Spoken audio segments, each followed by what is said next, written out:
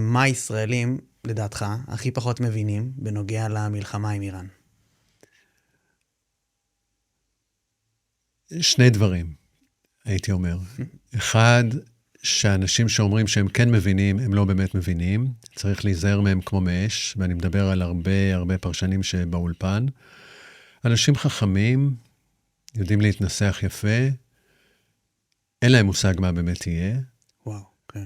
אני מדבר על אנשים באולפן, על בעלי דעה. אתה שומע אותם מהבוקר עד הערב, לפנות בוקר עד אחרי חצות. שוב, אנשים באמת חכמים, אבל אין להם את הכלים כדי לדעת באמת מה יהיה, או מה לא יהיה. ובגלל שאנחנו כל כך בסטרס מובן, ואנחנו רוצים תשובות, אז כל מי שאומר לך, אני לא יודע, אתה ישר תנפנף אותו הצידה, תדליק טלוויזיה, תעשה זאפינג, אופה, סופרייז, הנה מישהו שאומר לי מה יהיה היום, מה לא יהיה מחר, כלום. זה גם סוג של מקצוע הפרשנות, אתה יודע שאם אתה טועה, אתה ממשיך לעבוד. כן. ביום הבא. הרי אם אתה תלך לסנדלר, הוא יעשה עבודה לא טובה, אתה לא תלך אליו יותר. או שהוא יפוטר. אבל פה, אתה יודע, יאללה, תחזית, יצא, לא יצא. לגמרי. היום הבא חוזר על עצמו, ואין מה לעשות, אתה יודע, אתה צריך להאחז במשהו, כי זה דיסוננס לחיות עם סימן שאלה, זה לא רק קשור לסקרנות אלא ממש, אתה יודע, בוא נודה, אם שווה להמשיך לחיות פה, אם שווה להמשיך לגדל ילדים פה, אתה רוצה תשובות. ממש. אז שאומרים לך, זה לא ברור, זה לא יודע, זה נורא לא מספק, ואז גם הנטייה של בעלי דעה, גם אם הם לא כל כך נחרצים, זה להישמע נחרצים, או שהם באמת מאמינים בנחרצות הזו, אני באמת לא יודע. דבר שני, בעיניי, זו התפיסה שלי, זה להבין איך איראנים רואים את מה שקורה כרגע, ומה המשמעות שהם מקנים, ופרספקטיבה שלהם שהיא שונה מאוד מהפרספקטיבה שלנו. אני מדבר על המשטר, לא על איראן ולא על החבר'ה האיראנים שאנחנו אוהבים ורוצים, רוב העם בישראל, לא הממשלה, העם רוצה מאוד שיהיה להם טוב, לעזור להם, להביא אותם לחופש. אני מדבר על משטר מאוד דתי, משטר דתי שיעי, שמנקודת מבט שלו, הכל מתקשר לימים הגדולים של השיעה. אני לא אתחיל פה בהרצאה, למרות שזה נורא מעניין. מאוד מעניין, אנחנו נגיע לדברים. אבל הנביאים זה עלי כן. וחוסיין. וחוסיין, בנו של עלי, שהוא נכדו של הנביא מוחמד, נרצח יחד עם בני משפחתו, בלי להיכנס לעומק של הסיפור.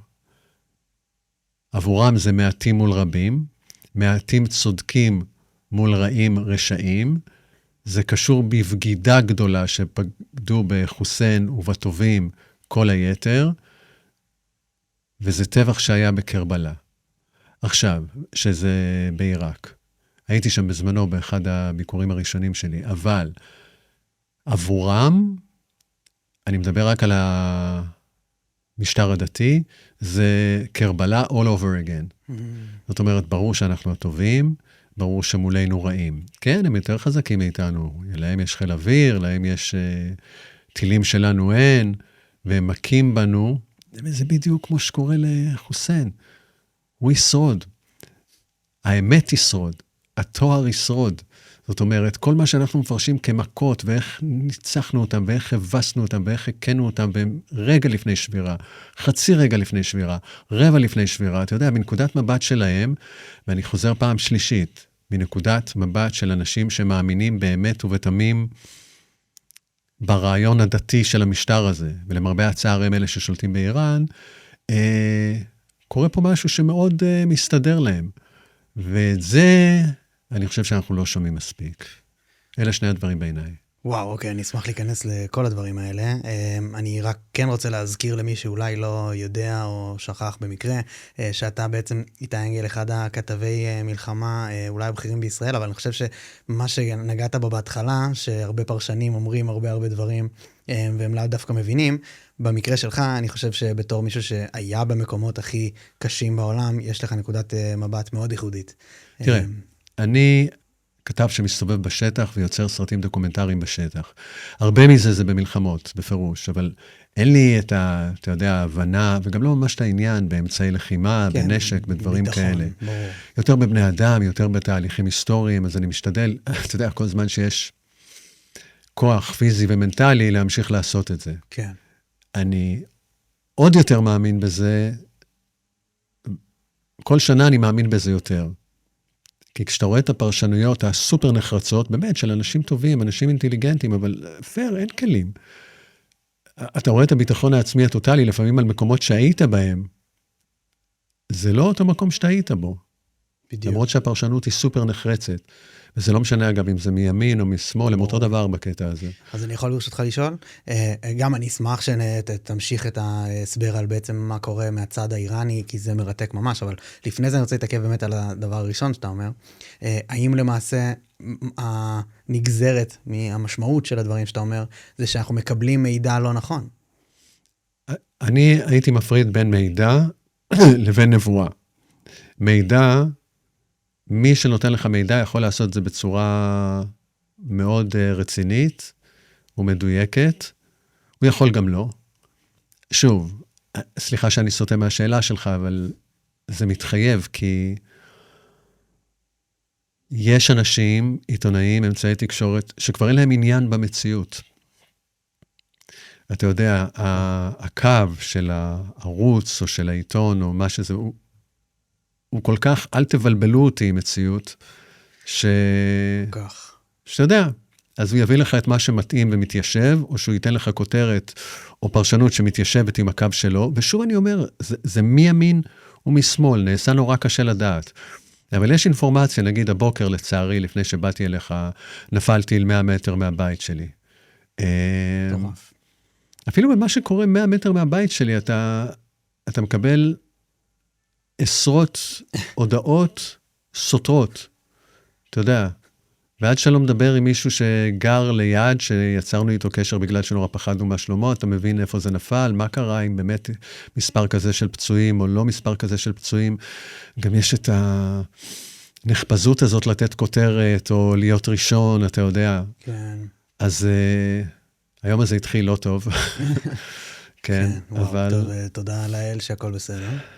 כן, אתה יודע, בסדר לנו, ולמי שהיה 100 מטר קו אווירי מאיתנו, פחות בסדר, בתים ספגו נזק קשה, יש 4 או 6 נפגעים, כרגע אומרים שזה קל, נקווה שיהיו בסדר, אבל that's life. זאת אומרת, יש לך דיווח, יש לך אינפורמציה על מה שקורה, רקע על מה שקורה, זה פנטסטי לקבל ממישהו שיש לו ידע. אבל שוב, מה יקרה? נבואה, כן. דושי, אם מישהו אומר לך מה יקרה, תזוז הצידה, כי הם חרטטים אותך. עם המון רצון טוב אגב, המון רצון טוב. אמרו לי כן דברים פה שהיו בסוף נכונים הרבה פעמים. סבבה, אנחנו יכולים לדבר גם כשתחזור הליגה, כמה יצא הפועל תל אביב מול הפועל פתח תקווה, ולתת ניחוש, מישהו יהיה צודק, מישהו אחר לא יהיה צודק. צודק, נכון. אני באמת, אתה יודע, מתעד אירועים בעולם, אני כבר מבוגר, מ-1991, מלחמה בקרואטיה, 92, בוסניה, אחרי זה רואנדה. באמת, אני חושב שעם כל הצניעות תיעדתי יותר מכל עיתונאי ישראלי, בטח אחר. וגם, זה לא נותן לי כלים להגיד לך מה יהיה מחר, או מחרתיים. אני יכול להסביר לך חזק מאוד מה קורה כרגע בגבול עיראק-איראן, כי בדיוק חזרתי משם, או מסוריה ששם הייתי שנה שעברה, להגיד לך שזה מקנה לי את הידע להגיד מה יהיה עוד שבוע, לא.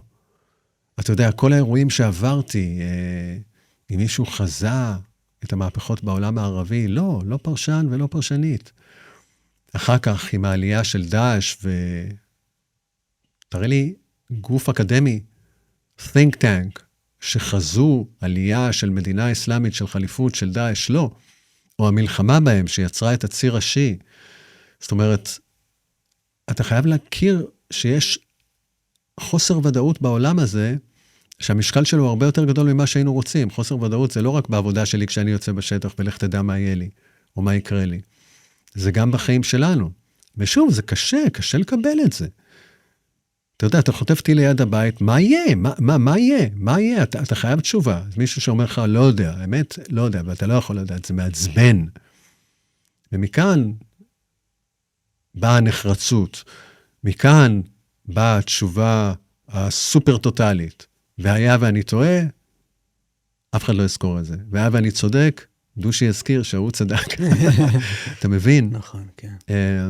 לגמרי. אז אוקיי, אז הדברים שאתה אומר מאוד מאוד נכונים. בוא באמת נעסוק לא בניחושים לגבי מה יהיה, אלא יותר לקבל את הזווית ראייה שלך בתור מישהו שבאמת נמצא במקומות וראה את הדברים, ויכול לתת לנו את התמונה אולי באופן קצת יותר נכון ונקי.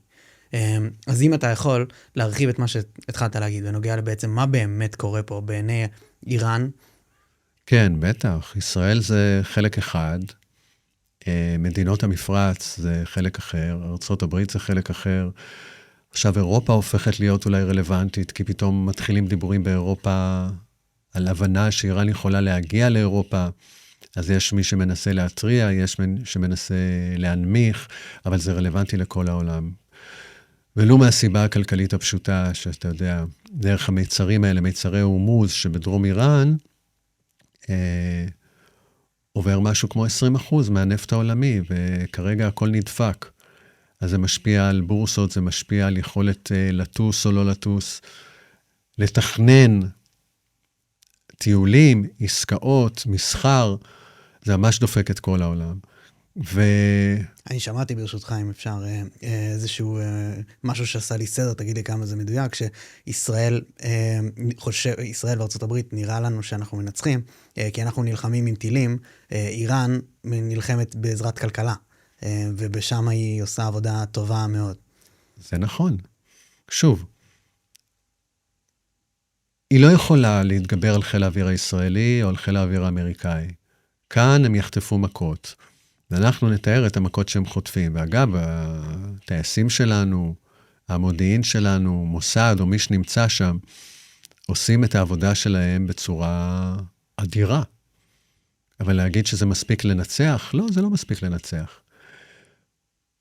אתה מקבל דברים שלא ציפית שיקרו, או לפחות לא ציפית שיקרו כל כך מהר.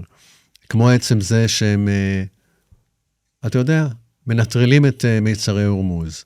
אומרים שארצות הברית צפתה את האפשרות הזאת, אבל שתתרחש אחרי חודשיים נגיד של מלחמה. וזה קורה פתאום כרגע. ואין לך יכולת להגיב בצורה ברורה. אתה תפרק את כל האיים במיצרי הורמוז, את המוקדים שיש בהם, כמו האי חרג, ששם 90% מהנפט והגז שאיראן מייצאת, משם הוא יוצא. אתה תפציץ את זה, אתה גומר תשתיות של מדינה.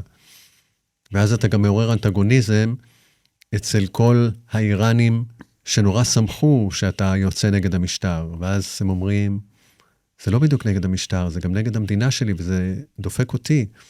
הם לא מבינים את זה, אולי האינטרס שלהם באמת זה לא מה שחשבתי. עכשיו, הם מצליחים לנטרל את הכלכלה בצורה שלהם, וזה מלחיץ את טראמפ. את ישראל זה מלחיץ פחות, זה מטריף את המדינות של המפרץ, את כווית, את איחוד האמירויות, את קטר. לא רוצה להישמע קטנוני, אבל קצת כיף לי שקטר ספציפית חוטפת, לא מדינות אחרות. כי קטר היא מדינה, הנה, אגב הניסיון שלך לחזות. קטר מדינה סופר עשירה, שאמרה אני יכולה לקנות, בין היתר אוניברסיטאות וגופים אקדמיים בארצות הברית ובאירופה, בין היתר את טורקיה, כי אני נותנת לטורקיה, שיהיו לה בסיסי צבא, אצלי בקטר יש בסיסים. אני קונה את ארצות הברית, יש בארצות הברית, יש לארצות הברית, בסיסים בקטר. אני קונה את איראן, הם השקיעו ונתנו להם מיליארדי דולרים, זאת אומרת, ההבנה שלהם, אני מדינה קטנה, אני מדינה לכאורה חלשה, אבל הפכתי לסופר חזקה. בזכות היכולת שלי לשלוט בעולם, וקטר הופכת למשהו שאנחנו אומרים, וואו, איך הוא שולט בעולם, אבל פתאום היא חוטפת. פתאום טילים פוגעים בנפט שלה, בגז שלה, והטורקים שיש להם בסיס, עצוב, נגנה, אבל אני לא יוצא לעזרתך. ארצות הברית, וואלה, that's life. לא יוצא לעזרתך. איראן, שאני נתתי לך כל כך כסף, אני לא מאמינה שאת עושה את זה. עושים את זה. כלומר, שוב אתה שם לב, וקטר זה מקום של אנשים שיודעים טוב מאוד לנתח את היכולת שלהם להשפיע על העולם, להבין את העולם, להבין איך להשפיע על בן אדם כמוך או כמוני, או סטודנט בארצות הברית, או על הרווארד, על מוסד אקדמי, על אגף ליברלי, או על הרבה מעבר לזה, ולנסות לחשוב שאני יכול להיות בסדר עם כולם, והם אנשים מאוד אינטליגנטים, ותראה איך הם נופלים. אגב, הניסיון הזה ליצור ודאות בחיים שלי, אז המכות הכלכליות של איראן זה משהו שפתאום אין תשובה אליו. והתשובה היחידה שאתה יכול לתת זה אם באמת תפיל את המשטר. ואז אם אתה רוצה באמת להפיל את המשטר, אתה צריך לעשות דברים מעבר למה שאתה עושה. וללכת למשפט הכל כך מפחיד הזה של boots on the ground, שיהיו חיילים על הקרקע. וחיילים על הקרקע זה לא יחידה מיוחדת ישראלית או אמריקאית, שפה ושם מסתובבים שם, אלא המון חיילים. ולהיכנס למערכה נורא ארוכה, ולסמוך על העם האיראני שיצא. וכמה זה מורכב, אגב, אני מאמין שנגיע בהמשך השיחה. יש לי כמה שאלות על הדברים שאתה אומר. גם שאתה מדבר על boots on the ground, התרחיש הנוראי, כמה הוא דומה למה שבעצם קרה עם עיראק, אפגניסטן, דברים בסגנון, מבחינת השתלשלות האירועים שהובילה ל-boots on the ground, שאלה אחת, וגם, האם אתה יכול להסביר לנו באמת את הדבר של איך בעצם באיראן התמונה נראית מצידם, לפי מה שאתה גם אמרת בהתחלה? שוב, מצידם אמרתי לך, יש תפיסה שאנחנו יכולים להכות אתכם כלכלית, הנה מקום שאתם לא תוכלו לתת לי תשובה. מבחינת איראן, אם המטרה, אנחנו חשבנו במערב, ובכלל, לא רק במערב, מדינות המפרץ, שניצחון עבור המשטר באיראן זה הישרדות שלו. אז הם עכשיו מרגישים שהם יכולים להשיג יותר. אני משיג יותר, כי אני גומר אותך כלכלית. אתה לא ציפית לזה. ועכשיו אנחנו מדברים על אפשרות של הפסקת אש. משהו שיקרה, אולי עוד שבועיים, אולי עוד 3, אולי פחות. הנה, עוד דבר שאנחנו לא יודעים. זה תלוי בבן אדם שבאמת, הוא מחליט, ומה שהוא מחליט לא קשור למה שתהיה הדעה שלו עוד 1 שעה ו-40 דקות. לטוב ולרע, אגב. אתה יודע, כי זה גם מאוד מפחיד את האויבים שלו, כי הם לא יודעים למה לצפות. אבל גם אנחנו לא נדע. אז בעצם מהצד האיראני זה נראה כמו ניצחון? אז מהצד האיראני, אתה גם הרווחת את הישרדות המשטר שלך, שזה הקריטריון לניצחון עבורם, מנקודת מבט שלהם, אבל יותר מזה, אני הגדלתי. אני עכשיו יכול לדרוש דברים, כי אם לא, אני אמשיך לפגוע בך בצורה שאתה לא מסוגל להתמודד איתה, כלכלית. ויותר מזה, שוב, ברגע שיש רימוזות על זה שאני יכול להגיע לאירופה, אז יש לי תביעות. בין היתר, לכל מדינות המפרץ, תוציאו את הבסיסים האמריקאים. אתה יודע, מבחינת ארצות הברית, מה? מי אתם בכלל? מבחינת האיראנים, אוקיי. אתה יודע, אני לא מתמודד איתך במלחמה שאתה המצאת, אני ממציא עימות אחר, וקריטריונים אחרים לניצחון, מנקודת מבט שלי. אם לא תעיפו את הבסיסים הצבאיים האמריקאים, אני אכנס בכם. עכשיו, אתה אומר את זה לאותה קטר, אתה אומר את זה לכווית, אתה אומר את זה לאיחוד האמירויות. הם בפחד. אין להם את מערכות ההגנה שיש לנו, הם לא היו מוכנים, לא היו מוכנות לקבל ולחטוף דברים כאלה. גם מנגנוני הגנה, גם אזעקות, גם יירוט. קח את צפון עיראק, מקום שתכף אני ארצה להיכנס לשם קצת יותר, כי שם יש באמת מעוז קורדי. כן. צפון עיראק זה תכלס קורדיסטן, מדינה שלא מוכרת.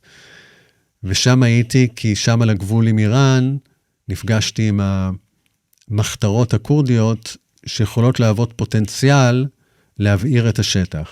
ובמידה ותהיה פעולה נרחבת יותר של האמריקאים והישראלים, ואז גם יצאו לרחוב המונים, אני מדבר על יותר מ1,000,000, אז נוכחות של המיליציות הקורדיות באמת יכולה להשפיע. זה משהו שהם עשו פעם בצפון סוריה, ופעם בצפון עיראק, והשיגו ישות קורדית בצפון סוריה ובצפון עיראק. זאת אומרת, יש לך למה לצפות, אבל נקודת הפתיחה עבורם להיכנס, צריכה להיות הרבה יותר מרחיקת לכת ממה שיש כרגע. אז אתה צריך לתת מכות. יש לי שם חברים, בסטנד ביי להיכנס לאיראן. חלק מבינים שאולי, אולי הם לא ייכנסו לאיראן בסוף, אבל הם חוטפים. העיר שם, עיר בירה שקוראים לה ארביל, היא חוטפת, ואין לך שם מערכות הגנה, אין לך מערכות שיכולות ליירט את מה שמגיע מאיראן, חוץ מבשדה התעופה בארביל ובשגרירות האמריקאית. זהו. אין לך גם אזעקות. זאת אומרת, חבר מספר על מלון שחטף ליד המלון שהוא. אתה יודע, לך תדע מה יקרה. כן. והנה, אתה כטראמפ או ישראל בנית על זה שהקורדים והמיליציות הקורדיות שנמצאות בצפון עיראק, ויש מיליציות ומחתרות מאוד מאוד מרשימות של גברים ולוחמים ונשים לוחמות שיכנסו לתוך איראן, משהו שיכול לקרות, יכול אולי עוד לקרות, וברגע שטראמפ אמר את זה, אז קרו שני דברים. איראן הבהירה שאם לוחם או לוחמת קורדית אחת עוברים לשטח איראן, היא מוחקת את ארביל, ואין לה בעיה. היא לא צריכה את הטילים הבליסטיים שהיא צריכה להפעיל כדי להגיע לישראל. אתה יודע, זה ממש על הגבול, היא יכולה לפרק ולהשטיח אותה לגמרי. וכל קורדיסטן הזאת כרגע בפאניקה. אז הם קורדים, אבל הם פתאום לא רוצים שהמיליציות הקורדיות שמורכבות מקורדים איראנים ייכנסו באיראן. תוסיף לזה עוד דבר, וסליחה אם אני מתחיל לסבך, תגיד לי. להפך, זה מדהים, כן. ארדואן, שטראמפ די מעריך או די מעריץ, או אלוהים יודע מה, הוא אדם שהכי חושש ומתאב את הישות הקורדית. כי קורדים, מהר נעשה את זה, זה העם הכי גדול בכדור הארץ שאין לו מדינה, כ-40 מיליון בני אדם, הם מפוזרים כ-6 מיליון בעיראק, כ-5 מיליון בצפון סוריה, כ-10 עד 12 מיליון בצפון מערב איראן, והכי הרבה קורדים, משהו כמו 20 מיליון, יש לך בדרום מזרח טורקיה. כלומר, אם הקורדים זוכים להצלחה בצפון סוריה, זה מדליק את האחים שלהם מעבר הטורקי של הגבול, ואני אומר האחים שלהם כי זה ממש משפחות. ואותו דבר באיראן.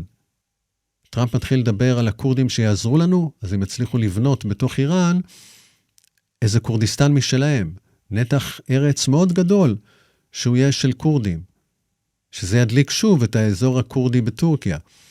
ארדואן מרגיע את טראמפ, איראן מרגיעה את הקורדים, כל התכנון שלנו נזרק לפח. אני כאיראני, תראה איזה יופי. תראה איך זה יצא לי.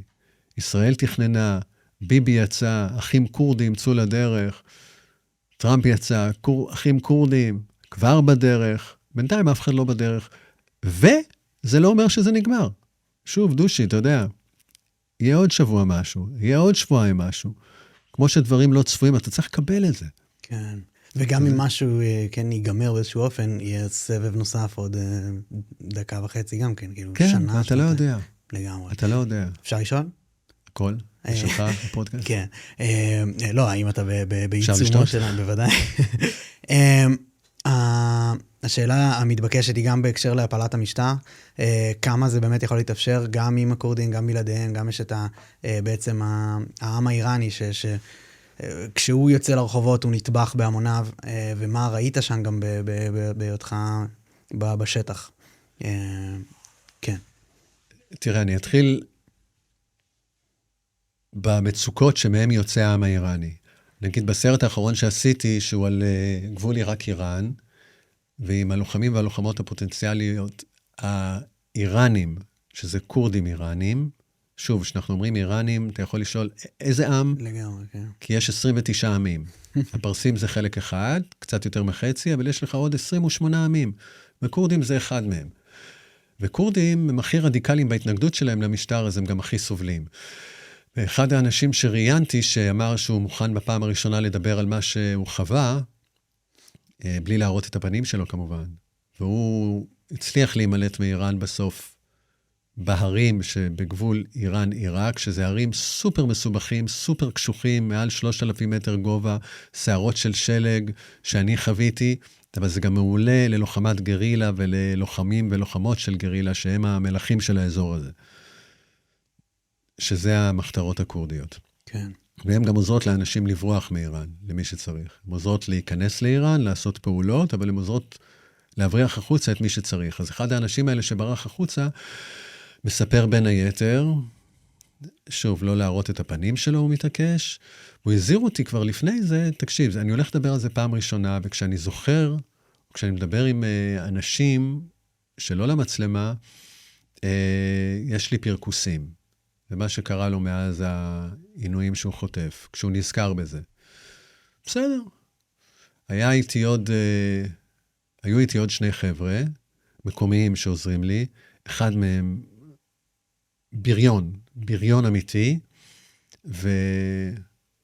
והוא אומר ברעיון, אם קורה לי משהו, אז תחזיקו את הידיים ותחזיקו את הרגליים, ורק אל תיתנו לי לשתות.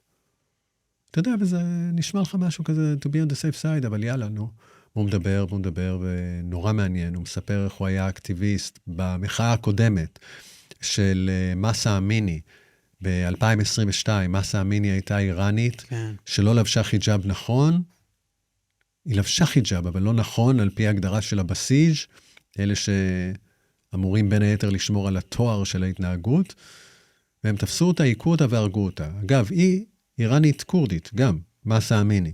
אפשר שאלת הבהרה, שבעצם רוב הפעמים שאנחנו שומעים, היו ממש בחודשים האחרונים, טווחים המוניים מאוד, של אלפים רבים, באיזה עם לרוב מדובר, או שזה תערובת? תערובת, ויחסית לחלקם היחסי, קורדים הכי הרבה. באמת? כן. קורדים הכי הרבה כי הם הכי מתנגדים. ההתנגדות שלהם, אמרתי, הכי רדיקלית, וגם בימים האלה של המחאה, אתה זוכר, היו רגעים שמחוזות מסוימים, כפרים מסוימים, כאילו המשטר עף משם. והשתלטו עליו מנהיגים מקומיים. אז המנהיגים המקומיים האלה זה באזור הקורדי, שוב, של צפון מערב איראן. בגלל זה הטבח והנקמה בחבר'ה האלה היא הכי אכזרית. כן. זה לא שרק הם חוטפים. אתה יודע, בטהרן חטפו פרסים שמתנגדים למשטר, ועמים אחרים שגם לא עשו חשבון אם אני קורדי או לורי או טורקמני או עזרי או בלוצ'י, וכל החבר'ה האלה באמת נמצאים שם. אבל הקורדים זה הכי בעייתי למשטר, מכל העמים שציינתי. אז גם אנחנו בפרק הקודם סיפרת את ההשתלשלות אירועים שהתחילה ב-9/11 למעשה, ב-11 לספטמבר, ובעצם איך זה הוביל את כל ה-20 שנה האחרונות פחות או יותר לכך, בעצם מה שאנחנו רואים מהאביב הערבי, ואני מאוד ממליץ לאנשים, למי שלא שמע את זה שילך לשמוע. אתה רוצה שנעשה את זה עוד פעם מהר? אפשר בשמחה, אני רוצה שנבין איפה פה בעצם אנחנו ממוקמים בסיפור, איך הגענו לנקודה הזאת ואיך זה הכל משתלב, אבל אני אשמח קודם כל רק בשביל נסיים את השאלה הקריטית הזאת, עניין נפילת המשטר, האם בדברים שאתה רואה, זה בכלל יכול להתאפשר. כי כרגע זה נראה אחרת ממה שחשבו, כמו שאמרת, ביבי קורא לאנשים לצאת לרחובות, זה לא ממש קורה. אז איך בפועל זה יכול בכלל לקרות? כרגע, לא נראה שזה קורה. שוב, יכול לקרות משהו, יכולה להיות התפתחות, וזה כן יקרה. זה בדיוק העניין. כרגע, ביחס לציפיות שהיו, זה לא קורה, והמשטר מחזיק מעמד. אתה צריך שיקרו כמה דברים. הדבר הכי חשוב זה שתהיה עריקה ממנגנוני המשטר, שזה משמרות המהפכה והבסיג'. אני פחות מדבר אפילו על הצבא, כי הצבא שם זה לא כמו צבא אצלנו, הצבא נמצא בעיקר בגבולות של איראן. אתה לא רואה אותו בערים. אז יש שם מה שנקרא כוחות משרד הפנים, יש משמרות המהפכה ויש לך בסיג' ואין לך עריקה. אין לך עריקה מסיבית, אתה יודע, אם מישהו לא בא לעבודה יום אחד מהבסיג' אז זה לא עריקה. כן. אנשים שמתנגדים. וברגע שתהיה עריקה, אתה צריך תנאי נוסף, שזה המונים שיוצאים לרחוב, מיליונים. וזה אתה מצרף לתנאי הקודם, שהמערכות של המשטר נפגעו מספיק חזק, כדי שלא יהיה להם כוח לדכא, כפי שהם דיכאו בעבר. לזה גם אתה מוסיף את זה שאופה, עכשיו בנוסף להמונים, יהיה גם נשק שמגיע מנגיד גרילה קורדית שתצטרף. ויש להם נשק קל, זה לא טנקים, זה לא מטוסים, אבל במידה וזה יעבור לרחוב, לקרבות רחוב, וזה יכול לקרות, אז ההשפעה של הלוחמים והלוחמות הקורדים תהיה מאוד מאוד גדולה. אז זאת אומרת, מה אתה אומר שיכול להפיל את המשטר? אם יהיו עוד מכות למשטר, אם פתאום חלק יצליחו להרוג, אם פתאום ההמונים יצאו החוצה, כרגע לא שווה להם, לאן אתה יוצא? הרחוב הזה מופצץ, אתה יודע, זה נורא לא ברור, תחשוב על הפחד המאוד מאוד טבעי של אזרח שם, לאן אני יוצא? הכל פה מופצץ. הם יודעים, הישראלים והאמריקאים, על מוקדים ובתים נסתרים של משמרות המהפכה שאולי אפילו אני לא יודע. אז מה אני אצא עכשיו? ויקרא לבן שלי לצאת. אז באמת הכל מתנקז לזה, למתוך העם. בסוף אתה חייב טעם. אתה לא תצליח לעשות זה בלי שהעם יוצא בהמוניו. ואז אם העם יוצא, ואז אם הכורדים נכנסים, יכול להיות משהו מעניין, שצפון מערב איראן, פתאום הם מתחילים לאבד שליטה. ואני בכוונה אומר לך, חבל ארץ מסוים, שאולי משם יכולים לקרות דברים. ואני מדבר על צפון מערב איראן, כי שם זה קורדים, בין 10 ל-12 מיליון, שהם קרובי משפחה וחברים של אותם קורדים וקורדיות, שכרגע על הגבול, בצפון עיראק, על הגבול עם איראן, מתכוננים לאפשרות להיכנס. זאת אומרת, יהיה רחוב מאוד סימפטי לאנשים האלה.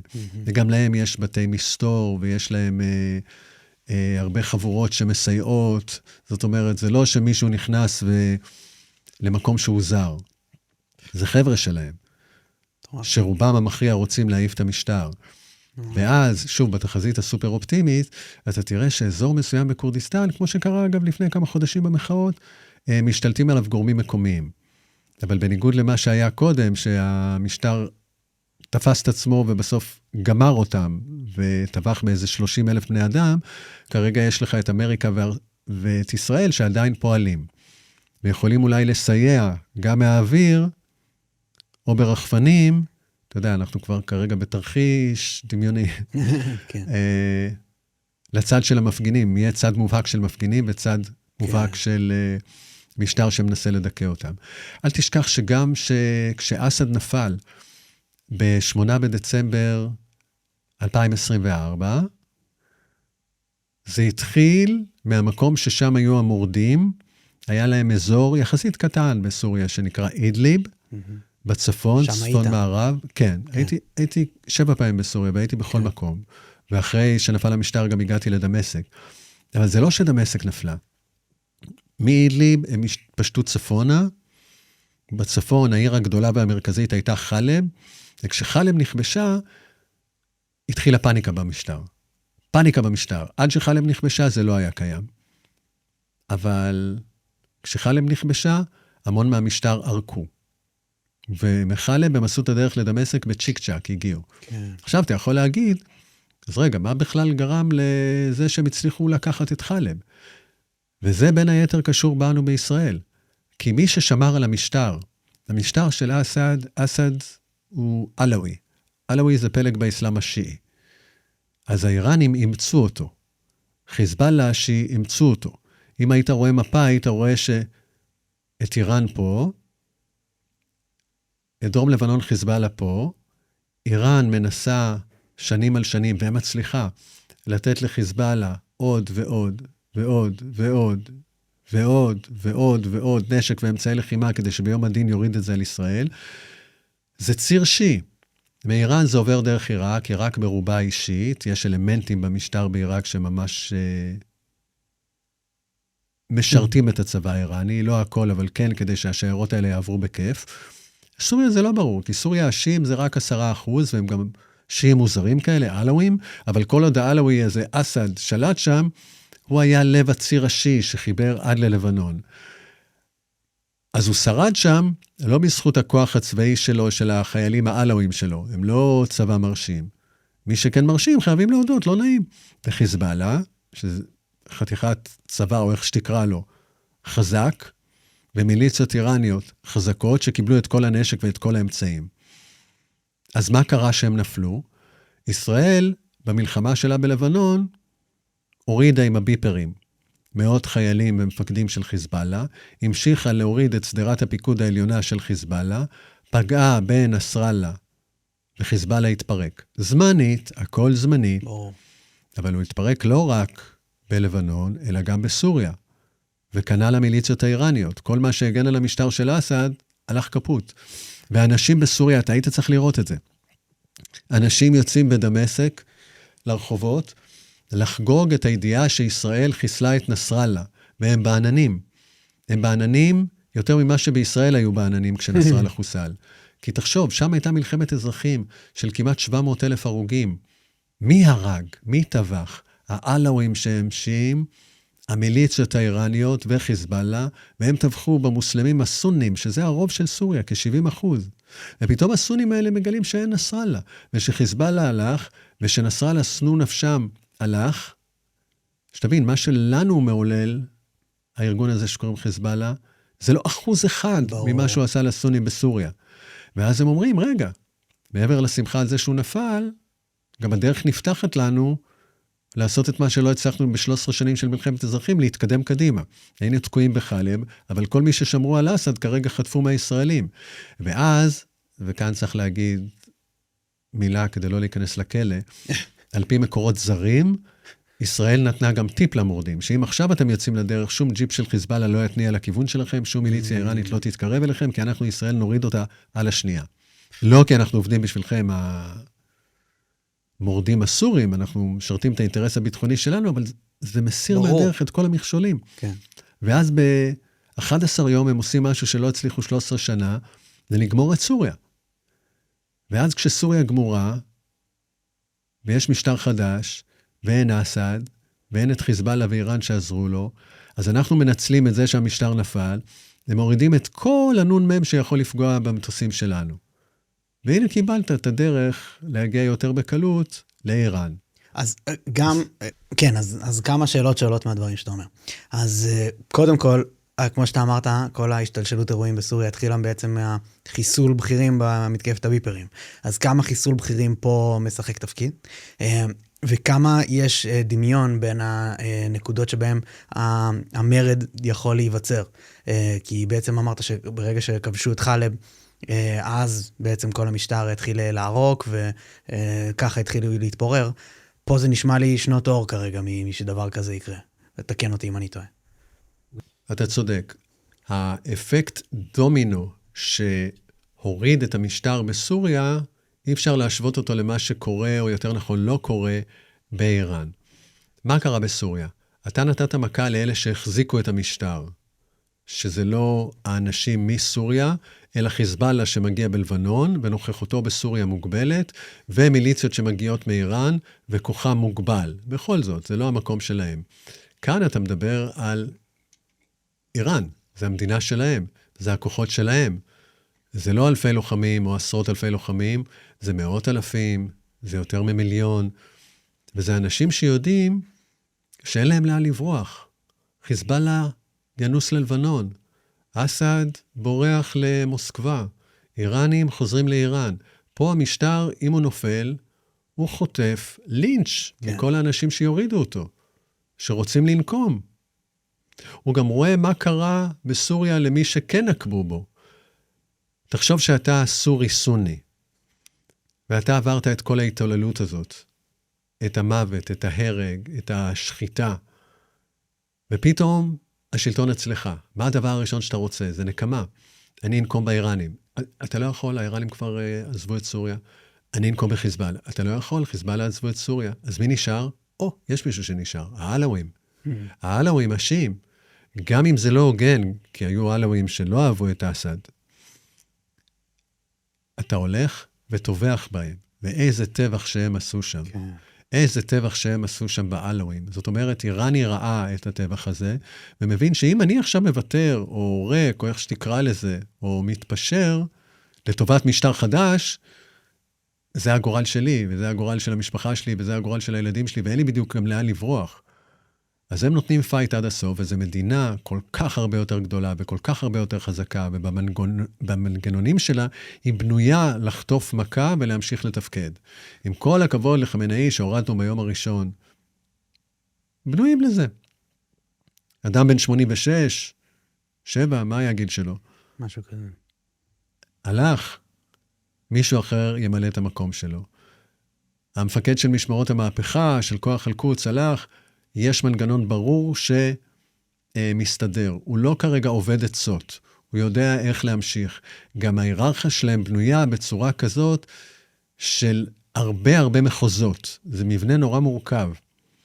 אני שם מערכת שאחראית על האזור הזה, מערכת אחראית על האזור הזה, כל המערכות קשובות לאיזו מפקדה יותר עליונה שקשורים למפקד עליון.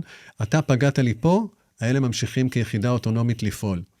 זאת אומרת, אתה תדבר, הרגתי את הראש, הרגתי את המפקד הכי חשוב. כן, אבל זה לא שהמערכת הלכה. המערכת יכולה לתפקד הרבה יותר טוב. אין להשוות את מה שקרה בסוריה למה שקורה או לא קורה כרגע באיראן. לצערנו. ממש. כרגע, נכון לעכשיו. אוקיי, אז זאת אומרת שאם דבר כזה יקרה, הוא יהיה באמת חסר תקדים, יהיה ממש מטורף. טירוף. אוקיי, אז אני אשמח ברשותך שעכשיו נעשה את הזום אאוט, את המבט על, כי גם אני אשמח שתעשה את ההסבר שבעצם איפה אנחנו ממוקמים בהשתלשלות אירועים הזאת מאז 9/11, אבל גם את מה בעצם הסיפור הגלובלי פה, שאנחנו בעצם פיון בתוכו בסך הכל. אני לא בטוח שאנשים בישראל מבינים בכלל כמה. אוקיי, אז נתחיל את תקציר הפרקים הקודמים. כן. נתחיל מ-9/11, בסדר? אפשר להתחיל קודם, אבל אני מתחיל ב-9/11. וגם 9/11, תחשוב על משהו. מי שמבצעים את 9/11 זה לא המוסלמים בעולם, או שאתה צריך 10% מהאסלאם לצורך העניין, או 1% מהאסלאם. אתה צריך אלפית של אלפית אחוז.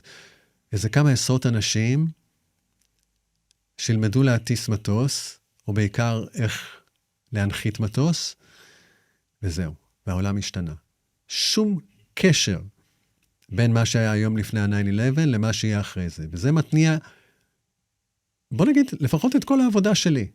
מ-2001, זה הכל תוצר של ה-9/11, ובוא נלך עליו. וואו, כן. זה קורה ב-2001. 9/11, נגמר. ארצות הברית, וואו, עשו לנו את הפיגוע הכי גדול על אדמת ארצות הברית בהיסטוריה שלנו. מי עשה את זה? אוסמה בן לאדן, כן, אל-קאידה, איפה הם? הם עכשיו בארץ שקוראים לאפגניסטן. יש שם משטר שקוראים לו טליבן. אז בוא נלך ונפרק את המשטר הזה, ונוריד את המשטר הזה, ונגמור את אל-קאידה. ונגמור את בן לאדן, ויש שלום עולמי. אתה בא. אוקיי, אתה מוריד את המשטר די בקלות, הטליבן פשוט זזים הצידה. חכמים, אינטליגנטים, יודעים, אין לי מה לעשות מול כוח חברי של ארצות הברית, אני אזוז הצידה, ואחר כך אני אחזור למרכז. וזה בדיוק מה שקרה. אחרי 20 שנה, אבל מנקודת מבט אמריקאית, אתה לא מוצא את בן לאדן חודשים אחרי חודשים אחרי חודשים. אתה חייב להביא לאמריקאים ניצחון. אתה לא יכול להגיד לג'וי מקנמרה מאריזונה שיש ניצחון, כי כרגע נשים באפגניסטן הן יותר חופשיות. ממש מעניין אותו. אתה צריך להביא את הראש של ה-bad guy. בגלל שאין לך את אוסמה בן לאדן, היה פה ספין מדהים, שפתאום אתה מרגיש את כל המשטר, מכוון את האחריות ל-9/11, זה לא רק אוסמה בן לאדן, זה סדאם חוסיין ועיראק. איך? למה? מה? אתה יודע, אני לא רוצה להתעכב על זה, כי זה מופרך מהיסוד, אבל לא משנה, זה תפס. וכל מי שאמר משהו נגד זה, נחשב כשמאלן, ליברל, אתה יודע, לא פטריוט, ואף הצידה. ואז עיראק הופכת להיות הרעים. אתה נכנסת למלחמה באפגניסטן, שתיקח 20 שנה, ועכשיו אתה מנסה להוריד את סדאם חוסיין בעיראק. אני אומר לך, ואת כל המקומות האלה הייתי שם. את סדאם חוסיין אתה מצליח להוריד. עכשיו, אתה רוצה להבין מה זה עושה לעולם? תתמקד שנייה בעיראק. עיראק היא מדינה ברובה שיעית, אבל מי ששלט בה היה סדאם חוסיין שהוא סוני. זה קורה לא מעט במדינות ערביות שהמיעוט שולט ברוב. דיברנו על בשאר אסד, העלאווי השיעי, ששלט למרות שהוא 10%, שלט בסוריה, ביותר מ-70% סונים. סדאם חוסיין שולט בעיראק, מדינה שיש בה יותר מ-60% שיעים, ולמרות שהוא סוני. אתה חייב להבין את עיראק כדי לקלוט מה יהיה אחר כך. אם אני סדאם חוסיין, תכנס לראש שלי. אני סוני, ואני יוצר צבא, ואני יודע שרוב האנשים פה רוצים להפיל אותי. השיעים מתים שאני אפול, הכורדים מתים שאני אפול. אני אעשה צבא שמבוסס על בני העדה שלי, הסונים. וגם מבין הסונים, אני אקח את אלה שהנאמנות שלי תהיה הכי בטוחה. הנאמנות שלהם תהיה הכי בטוחה עבורי. חבר'ה מהמחוז שלי, מהעיר שלי, תקרית. ככה אני יוצר את הצבא, קוראים לצבא צבא הבעתיסטים. בעתיסטים זה אגב רעיון שבכלל המציא איזה בחור נוצרי שקראו לו מישל אפלק, שרצה איזה לאומיות ערבית. זאת אומרת, לא חשוב אם אתה סורי, לא חשוב אם אתה מצרי, לא חשוב אם אנחנו משהו פן ערבי. אני מדגיש את זה, כי הבעתיסטים האלה הם לא דתיים. לא דתיים גדולים. תזכור את זה, כי יקרו דברים מוזרים תכף. אז אנחנו אמרנו, אתה הורדת את סדאם חוסיין. לסדאם חוסיין היה צבא סוני, כמעט טוטלי סוני. והאמריקאים אומרים, עכשיו אני בונה את עיראק מחדש. עכשיו, אתה תישאר לנצח בעיראק? לא. אתה תצא מתישהו. אבל אתה פתחת כאן חבית של חומר נפץ. כי עיראק, כמו סוריה, זה מדינות שהומצאו בסייקס פיקו, ב-1916, על ידי בריטים וצרפתים. היצירה היא קצת מלאכותית. אין אנשים שיגידו לך, קודם כל אני עיראקי. הם יגידו, אני קורדי, או אני שיעי, או אני סוני. אותו דבר באפגניסטן, אני אגיד לך משהו עכשיו שהוא נשמע נורא, לא פוליטיקלי קורקט. זה מדינה של שאריות. אם תסתכל על אפגניסטן, היא גובלת בין היתר באוזבקיסטן, בטאג'יקיסטן, בטורקמניסטן, באיראן, בפקיסטן. אז יש שם טאג'יקים באפגניסטן שנותרו מחוץ לגבול בטאג'יקיסטן, אוזבקים שנותרו מחוץ לגבול של אוזבקיסטן, שיעים שנותרו, שבט שקוראים לו עזרה, מחוץ לאיראן, פשטונים שהם, יש אותם בפקיסטן, אבל גם באפגניסטן. זאת אומרת, וכל החבר'ה האלה, הנאמנות, תמיד תהיה הרבה יותר גרעינית שבטית מאשר אני אפגני. מי שיגיד לך, אני טאג'יקי, אני אוזבקי. עשיתי את הסיבוב הזה כדי לחזור לעיראק. זאת אומרת, אתה, ארצות הברית, עלית על חבית חומר נפץ של עמים אתניים. הדרך, למרבה הצער, היחידה שעבדה כדי לשמור על החבית חומר נפץ, זה דיקטטור, שאי אפשר להתעסק איתו.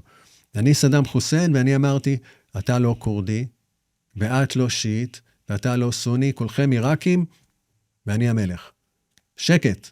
ומי שלא אומר שקט, משמידים אותו, אתה יודע, בנשק כימי, או בגיא הריגה פה, או ביותר ממיליון הרוגים, כמו שהוא הרג את הקורדים שם. ועכשיו אתה, ארצות הברית, עשית דבר טוב, העפת את סדאם חוסיין הנורא והיום, אבל הכל הולך להתפוצץ. אין צבא מסודר. מי ישמור? ואז האמריקאים אומרים, אין בעיה. הכל אצלי בתכנון. שוב, תכנון, אני יודע מה יהיה.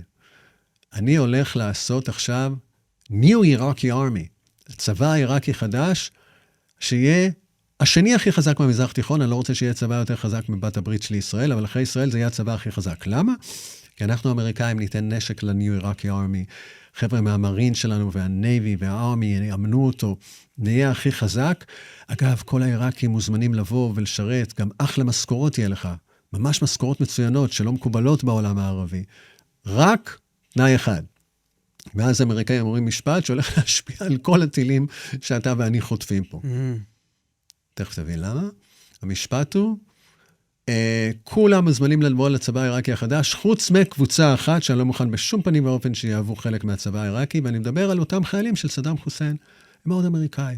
כזה אני מחלק את העולם ל-good guys, bad guys, האלה נלחמו נגדי, הם bad guys, אני לא רוצה שהם יהיו פה, אני לא יכול לסמוך עליהם, בטח שהם לא יהיו בצבא העיראקי החדש. החוצה, out, מפוטרים, כולם.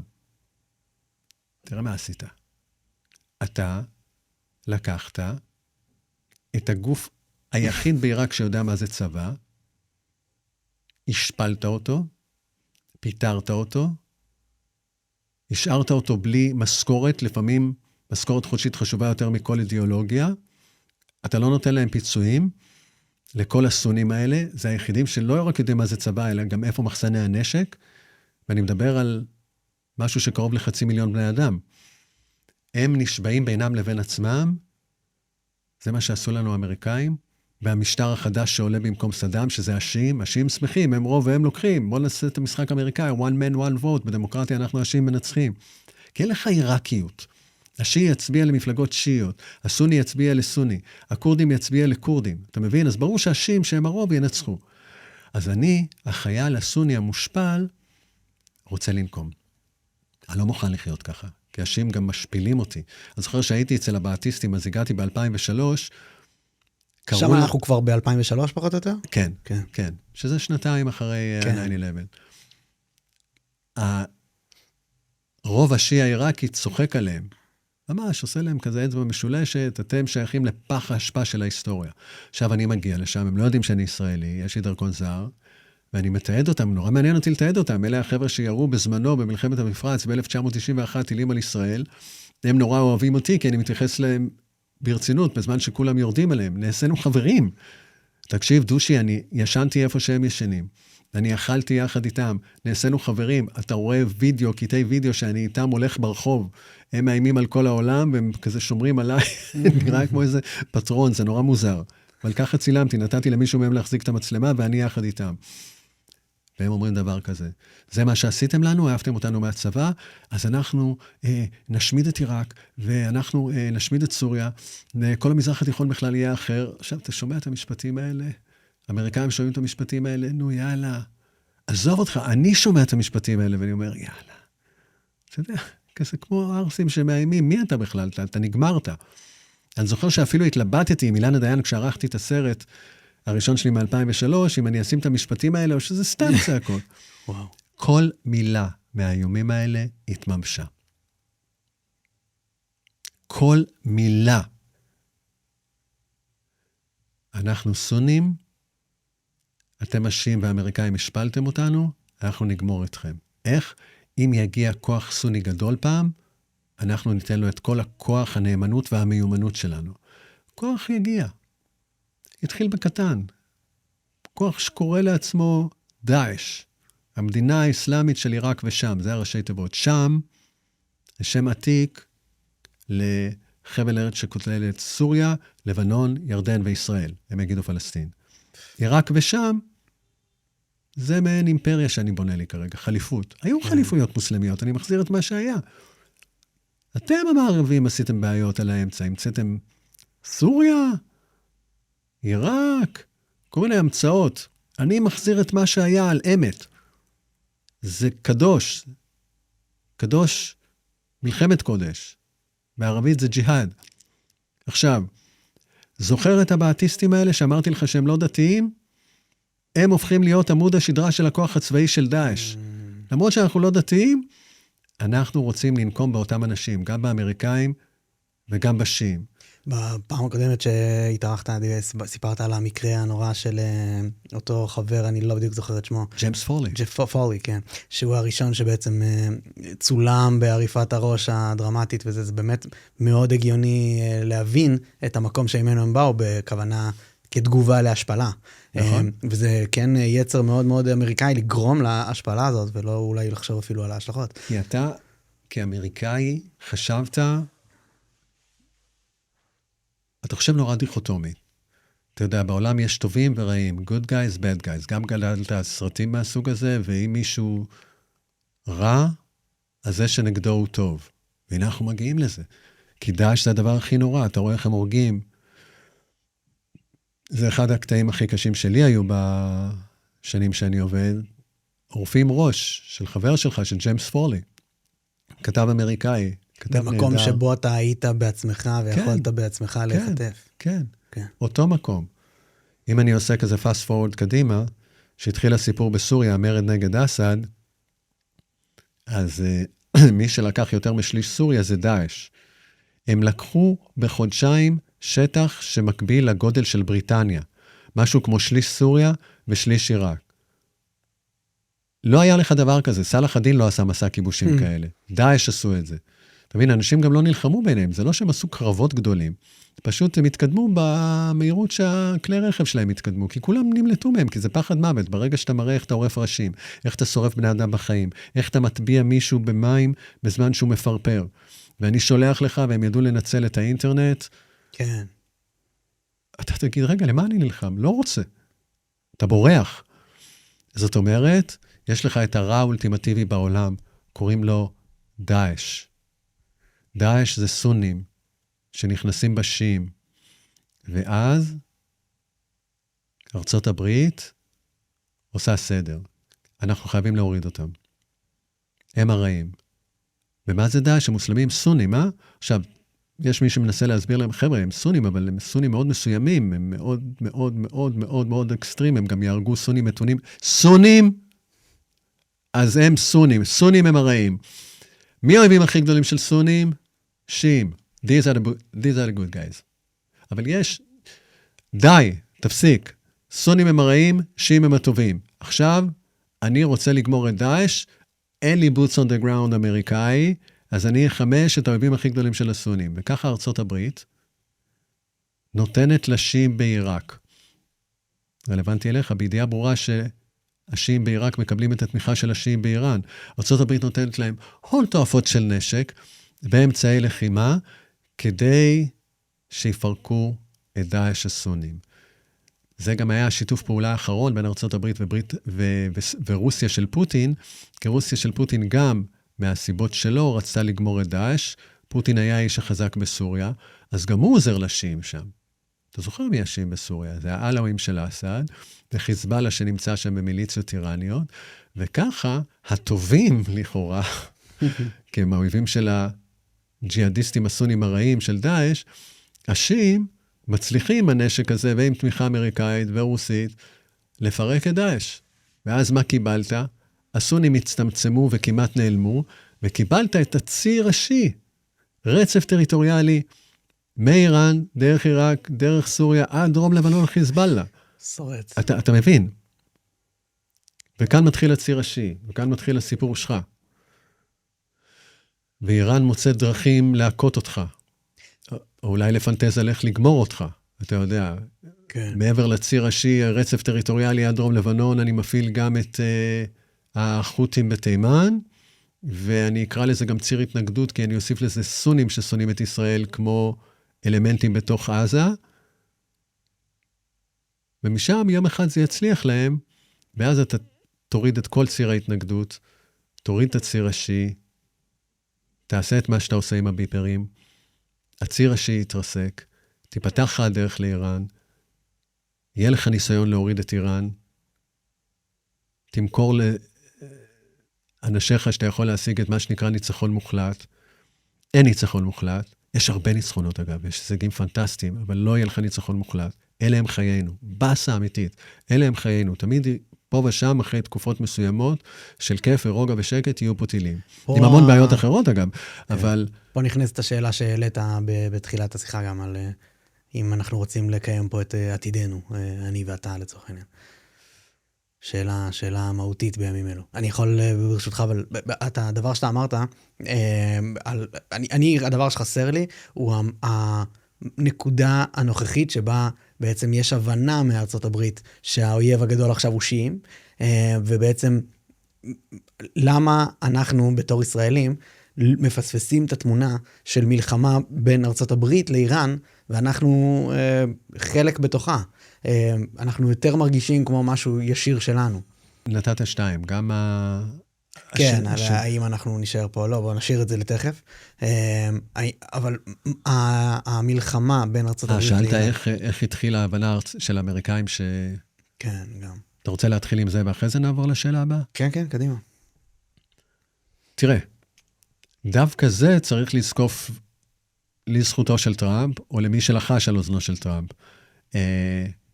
כשנולד הציר השיעי ודאעש הובסו, אז פתאום טראמפ יוצא שלא מתאים לו הציר השיעי הזה, וצריך להנמיך אותם. וההבנה בעצם שאם התייחסנו לשיעים כטובים, בגלל שהסונים של דאעש הם הרעים, אז אולי זו טעות. אולי זה לא אוטומטי, תבין, התובנה כל כך ברורה מאליה, שאם יש רע, אז מי שנלחם בו הוא לא בהכרח טוב. יכול להיות שהוא רע בעצמו. ואז הוא קולט שהשיעים הם הרעים. הרבה עם דחיפה להבנה הזאת מצד ישראל, שהוא מאמין בה. ואז הוא מחסל, בין היתר, את קאסם סולימני. קאסם סולימני, שהוא מפקד כוח קוץ, שהוא האדריכל הגדול של הציר השיעי הזה. הוא היה גאון. הוא היה גאון, הוא היה נורא מוצלח. כי הוא הבין איך אתה באמת יכול לגמור את ישראל. איך אתה יכול לגמור את ישראל מאיראן? אתה לא גובל בישראל. אני אנסה להשיג גרעין, זה דבר אחד. אבל אני יוצר זרועות שיגיעו עד לישראל. איך? אתה מסתכל על המפה, רואה את הציר האפשרי הזה להגיע לדרום לבנון שתיארתי, איראן, עיראק, סוריה, דרום לבנון. בשביל שיהיה ציר כזה, אני צריך לתמוך בשיעים שתומכים באיראן, שנמצאים בתוך עיראק, בעלאווים שהם שיעים מוזרים כאלה בתוך סוריה, ואז אני אגיע לשיעים שנקראים חיזבאללה, ועל כולם אני אוציא הון תועפות של כסף. לא מעניין אותי העם שלי. שזה גם משפיע בין היתר על המחאות פה באיראן. אתה רואה את המחאות באיראן, אחת הסיסמאות זה לא חיזבאללה, לא תימן ולא אסד, רק איראן. מה מעניין אותי כל הציר השיעים שיצרתם, אתה, קאסם סולימני, אני רוצה לחם ואני רוצה כלכלה עבורי. אבל את כל הכסף הזה הוא מוציא על הציר השיעי הזה. והוא חוסל. הוא חוסל שהוא טס מסוריה לעיראק בשדה התעופה בבגדד. וכאן מתחיל ראש בראש קצת אמריקאים ואיראנים. וכאן הכל מתהפך. תשמע, זה כל כך טיפוסי, אבל אם לנו הישראלים יש נטייה להגיד, טוב, האמריקאים לא מבינים כלום, אנחנו צריכים להודות שגם אנחנו לפעמים קצת כאלה. כך למשל את לבנון. היה שם אש"ף, פתח, ערפאת. כמו שהאמריקאים היו באובססיה על הרעים שלהם, שפעם זה היה בן לאדן ופעם זה היה טליבן,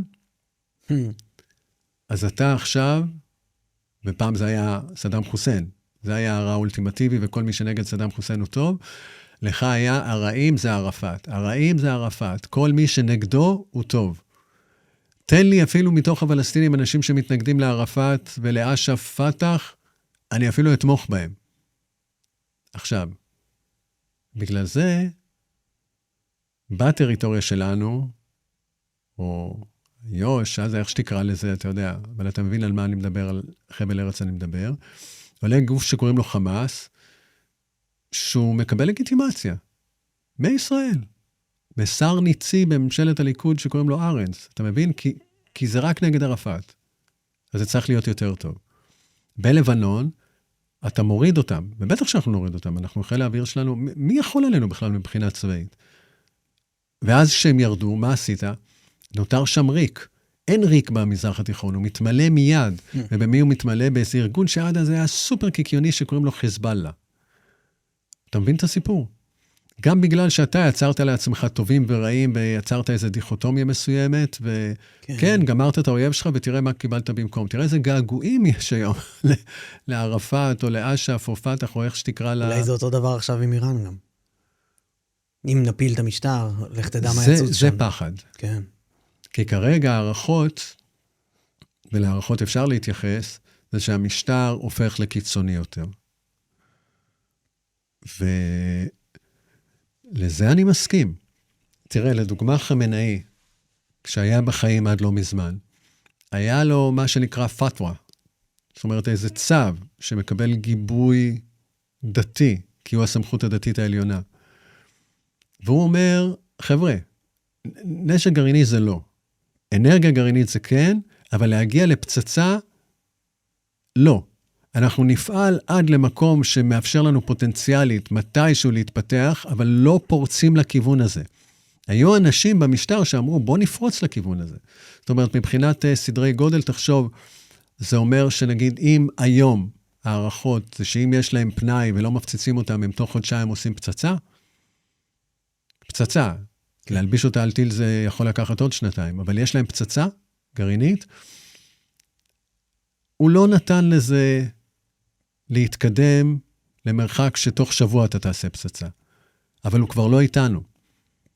ועל פי התפיסה שם, ברגע שהבן אדם לא נמצא, הבן אדם שנתן את הפתווה, הבן אדם שהייתה לו את הסמכות הרוחנית, הדתית, לתת את זה, הוא לא נמצא, אז הפתווה נעלמה.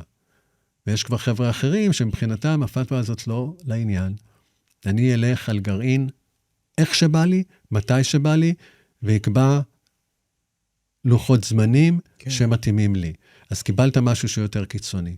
שוב, אתה נתת שם מכות רצח למאגרי נשק, מאגרי אמצעי לחימה, למודיעין שלהם, באמת, דברים אדירים, אבל מי שנשאר הופך יותר קיצוני. במשמרות המהפכה, שזה הגוף הכי רדיקלי, הופך לעוד יותר דומיננטי מכפי שהוא היה קודם. מי שמחליף את חמינאי זה הבן שלו, שכרגע, אתה יודע, יש המון שמועות אם הוא חי, אם הוא פצוע, אם הוא שלם, אם הוא מתחבא, אבל לא משנה. רמת התפקוד שלו היא כזאת, שזה מאפשר למשמרות המהפכה, שוב, הגוף הכי קיצוני, להיות יותר דומיננטי. אז בינתיים אתה מקבל משהו יותר קיצוני. ואני לא אומר לך פה, אסור היה לפעול באיראן. כשיש משטר שאומר, אני מפתח פצצה כי אני רוצה לגמור את ישראל, אני מתייחס אליו בשיא הרצינות, ואני מאמין לו. בדיוק, כן. אבל מה שאתה עושה בנקודת הזמן הזאת, הוליד משהו שכרגע יותר קיצוני, ואני תמיד דושי יגיד כרגע, כן, ברור. כי עוד שבוע אולי יהיה משהו אחר, ועוד חודש יהיה משהו אחר. ומחר גם, ברור. כן. מה בהקשר אבל של ארצות הברית בעצם מול איראן במלחמה הספציפית? האם לדעתך זה מחזק אותה? האם ארצות הברית פועלת נכון? האם זה מלחמה שאנחנו באמת מבינים? וואו, אתה יודע, יש כל כך הרבה תפיסות שיגידו לך שהיא מחזקת, שיגידו שהיא מחלישה. אני נגיד קורא כמעט 40 שנה האחרונות, אני מנוי למגזין אקונומיסט. זה המגזין שלי. מאז שהייתי עורך חדשות חוץ, זה בשבילי עושה לי את הסדר הכי טוב.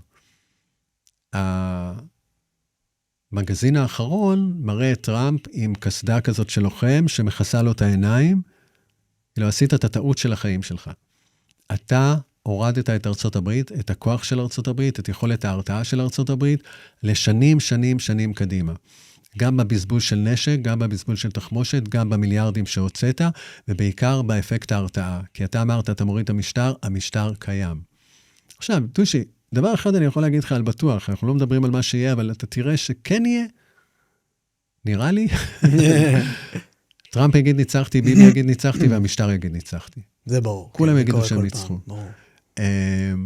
חשבתי גם שאתה בא להגיד שתהיה לזה תגובת נגד דמוקרטית ליברלית. יכול להיות. אולי בטח שיכול להיות. ראינו את ביידן ואובמה מחבקים את איראן.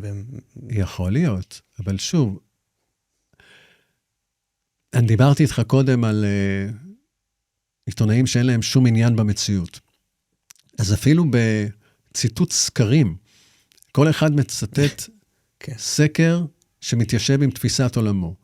כמו שיש איזו התרחשות, ואתה תקבל אותה בצורה מסוימת באתר או בעיתון הזה, ובצורה אחרת לחלוטין בערוץ ההוא, ככה אפילו בתיעוד, אתה יודע, של דברים שאמורים להיות עובדות, סקרים, אתה תפרש סקר. מה זה בעלי דעה, מה זה רפובליקאים, מה זה רפובליקאים של טראמפ, מה זה דמוקרטים, מה זה דמוקרטים שהם ווק, מה זה דמוקרטים שהם עדיין לא החליטו סופית לגבי... אתה יודע, אתה תיקח בדיוק את הנתונים שמתאימים לך. וזה באמת שאלה טובה מה זה עושה. כי טראמפ בא והבטיח שהוא בא לעשות שלום, והוא לא בא לפתוח מלחמות נוספות. כן. אז אתה אומר, הוא ידפק.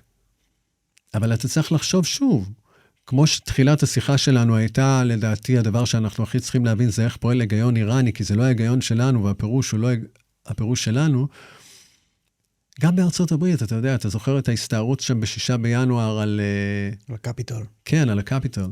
היה ברור שהבן אדם גמר את עצמו סופית. כן. ואנשים הצביעו לאיש הזה שניסה לעשות מיני הפיכה ב6 בינואר, ברוב הרבה יותר גדול ממה שהוא קיבל בבחירות הראשונות שבהם הוא זכה. לך תפרש את זה. לך תפרש את זה. אתה נכנס פה לראש רפובליקאי, אתה נכנס לראש של ווק מהצד השני, זה כל כך קשה. מאוד קשה. כן. זה כל כך לא כמו שאתה או אני חושבים. מה שאני מזהה פה, ומעניין אותי מה תגיד על זה, אני אישית חושב שמדאיג אותי, האופן שבו הסיקור קורה כרגע בישראל, כי מדברים רק על דברים, על ניצחונות ישראלים, על כך שאנחנו... על החולשה של איראן, דברים בסגנון הזה, זה כמעט הדברים היחידים ששומעים. וזה מדאיג, כי זה באמת נורא עם פרשנות ספציפית, ונורא נותן מענה ליצר מאוד עמוק בעם הישראלי, שרוצה להרגיש מנצח, אולי אפילו בכל האנושות. אבל זה תמונה הרבה יותר מורכבת, היא המציאות. אתה יודע, דווקא פה, אני חייב להגיד שאני שומע פה ושם פרשנים שאומרים, חבר'ה, זה לא כזה כיף. זה לא כמו שיכלנו. שוב, עם דגש על ההישגים שבהחלט הושגו, כן. אבל וואלה, תוצאה סופית, לא משהו. כן. לא משהו. אתה מתחיל לשמוע את זה פה ושם. אולי זה עכשיו באמת בעקבות כבר השתלשלות. ובעיקר אנשים פה בארץ, תקשיב, אני זוכר, אני מדבר איתך עליי אפילו, לא כעל עיתונאי או פרשן, הרגשתי אחרי המכה שחטפו חיזבאללה, שבאמת איזה משהו סופני ירד עליהם. אני לא ילד, אני יודע שיהיה להם כוח, אבל אני יודע שהם לא יתעסקו איתנו יותר, למשך שנים ארוכות קדימה. וההבנה של התבוסה שהם ספגו, גם לא מאפשרת להם, אתה יודע, אפילו אם הם רוצים לראות, את היכולת לראות. ואז מגיעה המלחמה הנוכחית, ואז חיזבאללה יורה, ואז אתה מגלה לתדהמתך, ואני משתמש במילה הזאת כי אני מצטט חברים שלי ממטולה, מקריית שמונה ומהצפון, שכאילו היה ברור להם וואו, מה הקטע? כל כך הרבה רקטות, כל כך הרבה יש מחיזבאללה, לא הבנו שיש להם, אחרי שלא הבנת שיש להם, לא הבנת שיהיה להם את התעוזה להפעיל, וגם זה יש להם, מה קורה פה? אז ההבנה שניצחון מוחלט זה אחלה בדיוק, סיסמה, בדיוק. לא מחובר לחיים שלך. בדיוק, זה מה לא מחובר. תמיד יהיו יכולים. מטח של עשרות טילים, מטח של מאות טילים, מטח של טילים בודדים. אתה לא יכול לבנות על שקט תמידי פה. אז מה אנחנו עושים פה? אני לא יודע, תקשיב, זה הקטע. תהיה אמיץ ותגיד, אני לא יודע. כן. אני מנסה לפחות מצידי לעשות את מה שאני מאמין בו, באמת, שזה עיתונות, שזה להסתובב בשטח. בידיעה שזה לא ייתן לך את התשובה הסופית, אבל בוא אני אראה לך. בוא, מדברים על הקורדים, בוא אני אראה לך, הכי מבפנים עמוק את החבר'ה האלה. שזה מרתק, וטוב להכיר אותם. בוא תראה את סוריה שמשתנה. אתה יודע, אתה שם נקודה, ואתה מכיר אותה מבפנים. וככה אני רוצה לעשות כל זמן ששוב, שיש לי כוח פיזי וכוח נפשי להמשיך את העבודה הזאת. כי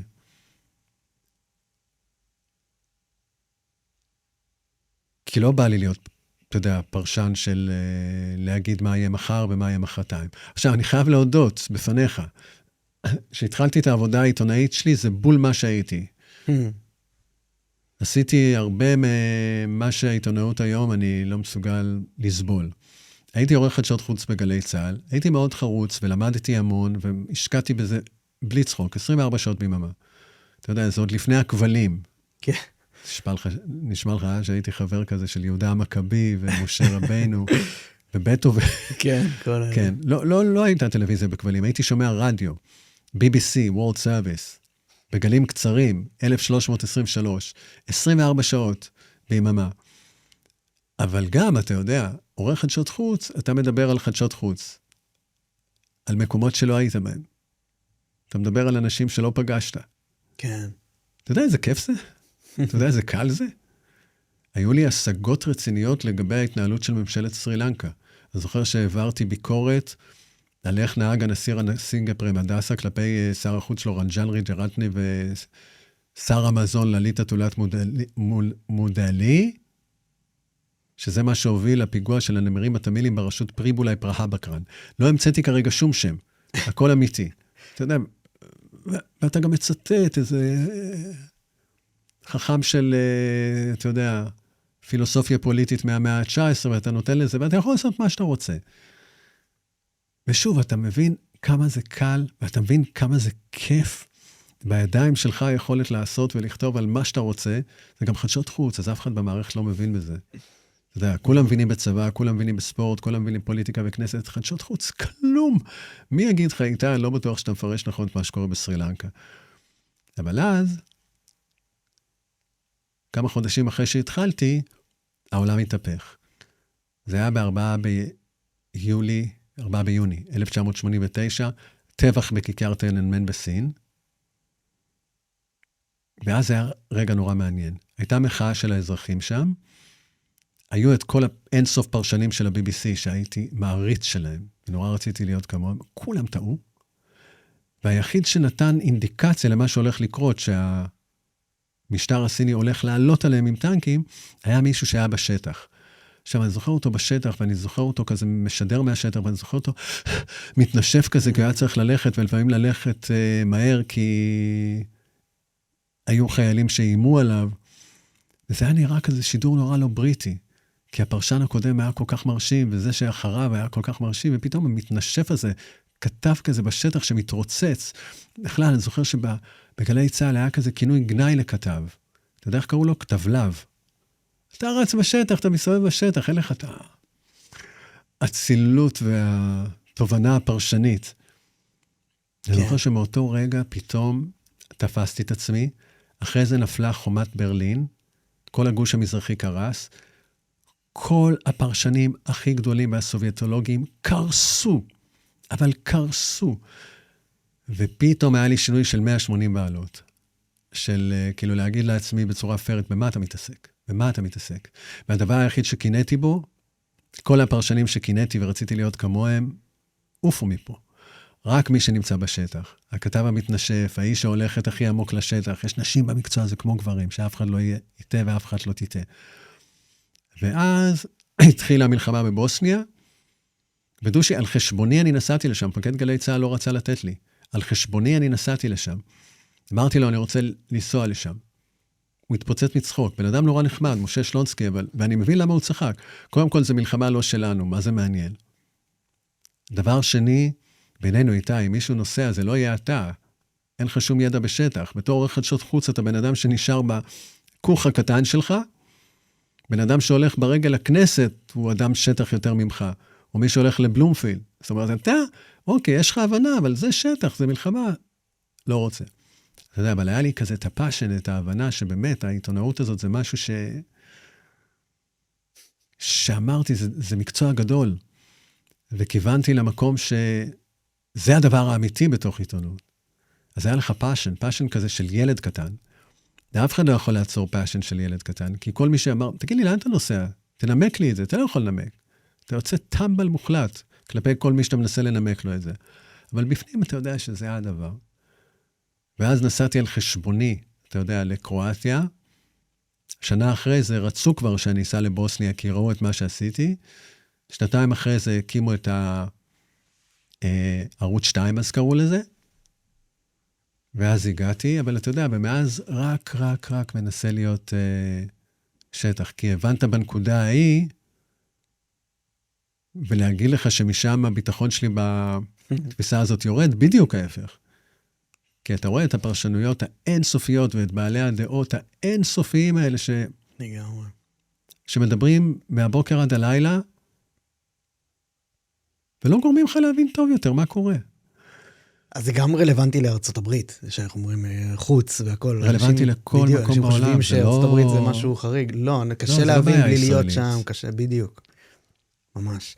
וגם יש פה את המרכיב העוד יותר מפחיד ומסוכן שאליו העולם הולך, שזה הקונטרה הפוכה ב-180 מעלות מזה, שאני יכול מחרתיים להעלות סרטון שלי בגבול עיראק-איראן, ואתה לא יודע אם הייתי שם בפועל או לא.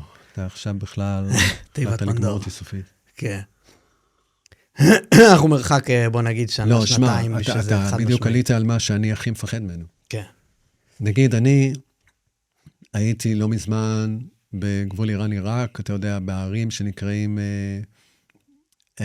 ערי זגרוס, שזה יותר מ-3,000 מטר גובה, שערות של שלג, ובהם יש מנהרות חצובות, ששם יושבת האישה, שאני באמת לא יכול להפסיק להתפעל ממנה, קוראים לה פיימן, היא המפקדת של הגרילה שקוראים לה פז'ק, וזה הארגון הכי רציני של איראנים ואיראניות, שעזבו את איראן כדי להתאמן, כדי לחזור להפיל את המשטר. זה גוף שאמרנו, אם יקרו הרבה דברים שכרגע לא קורים, הוא יוכל מאוד להשפיע.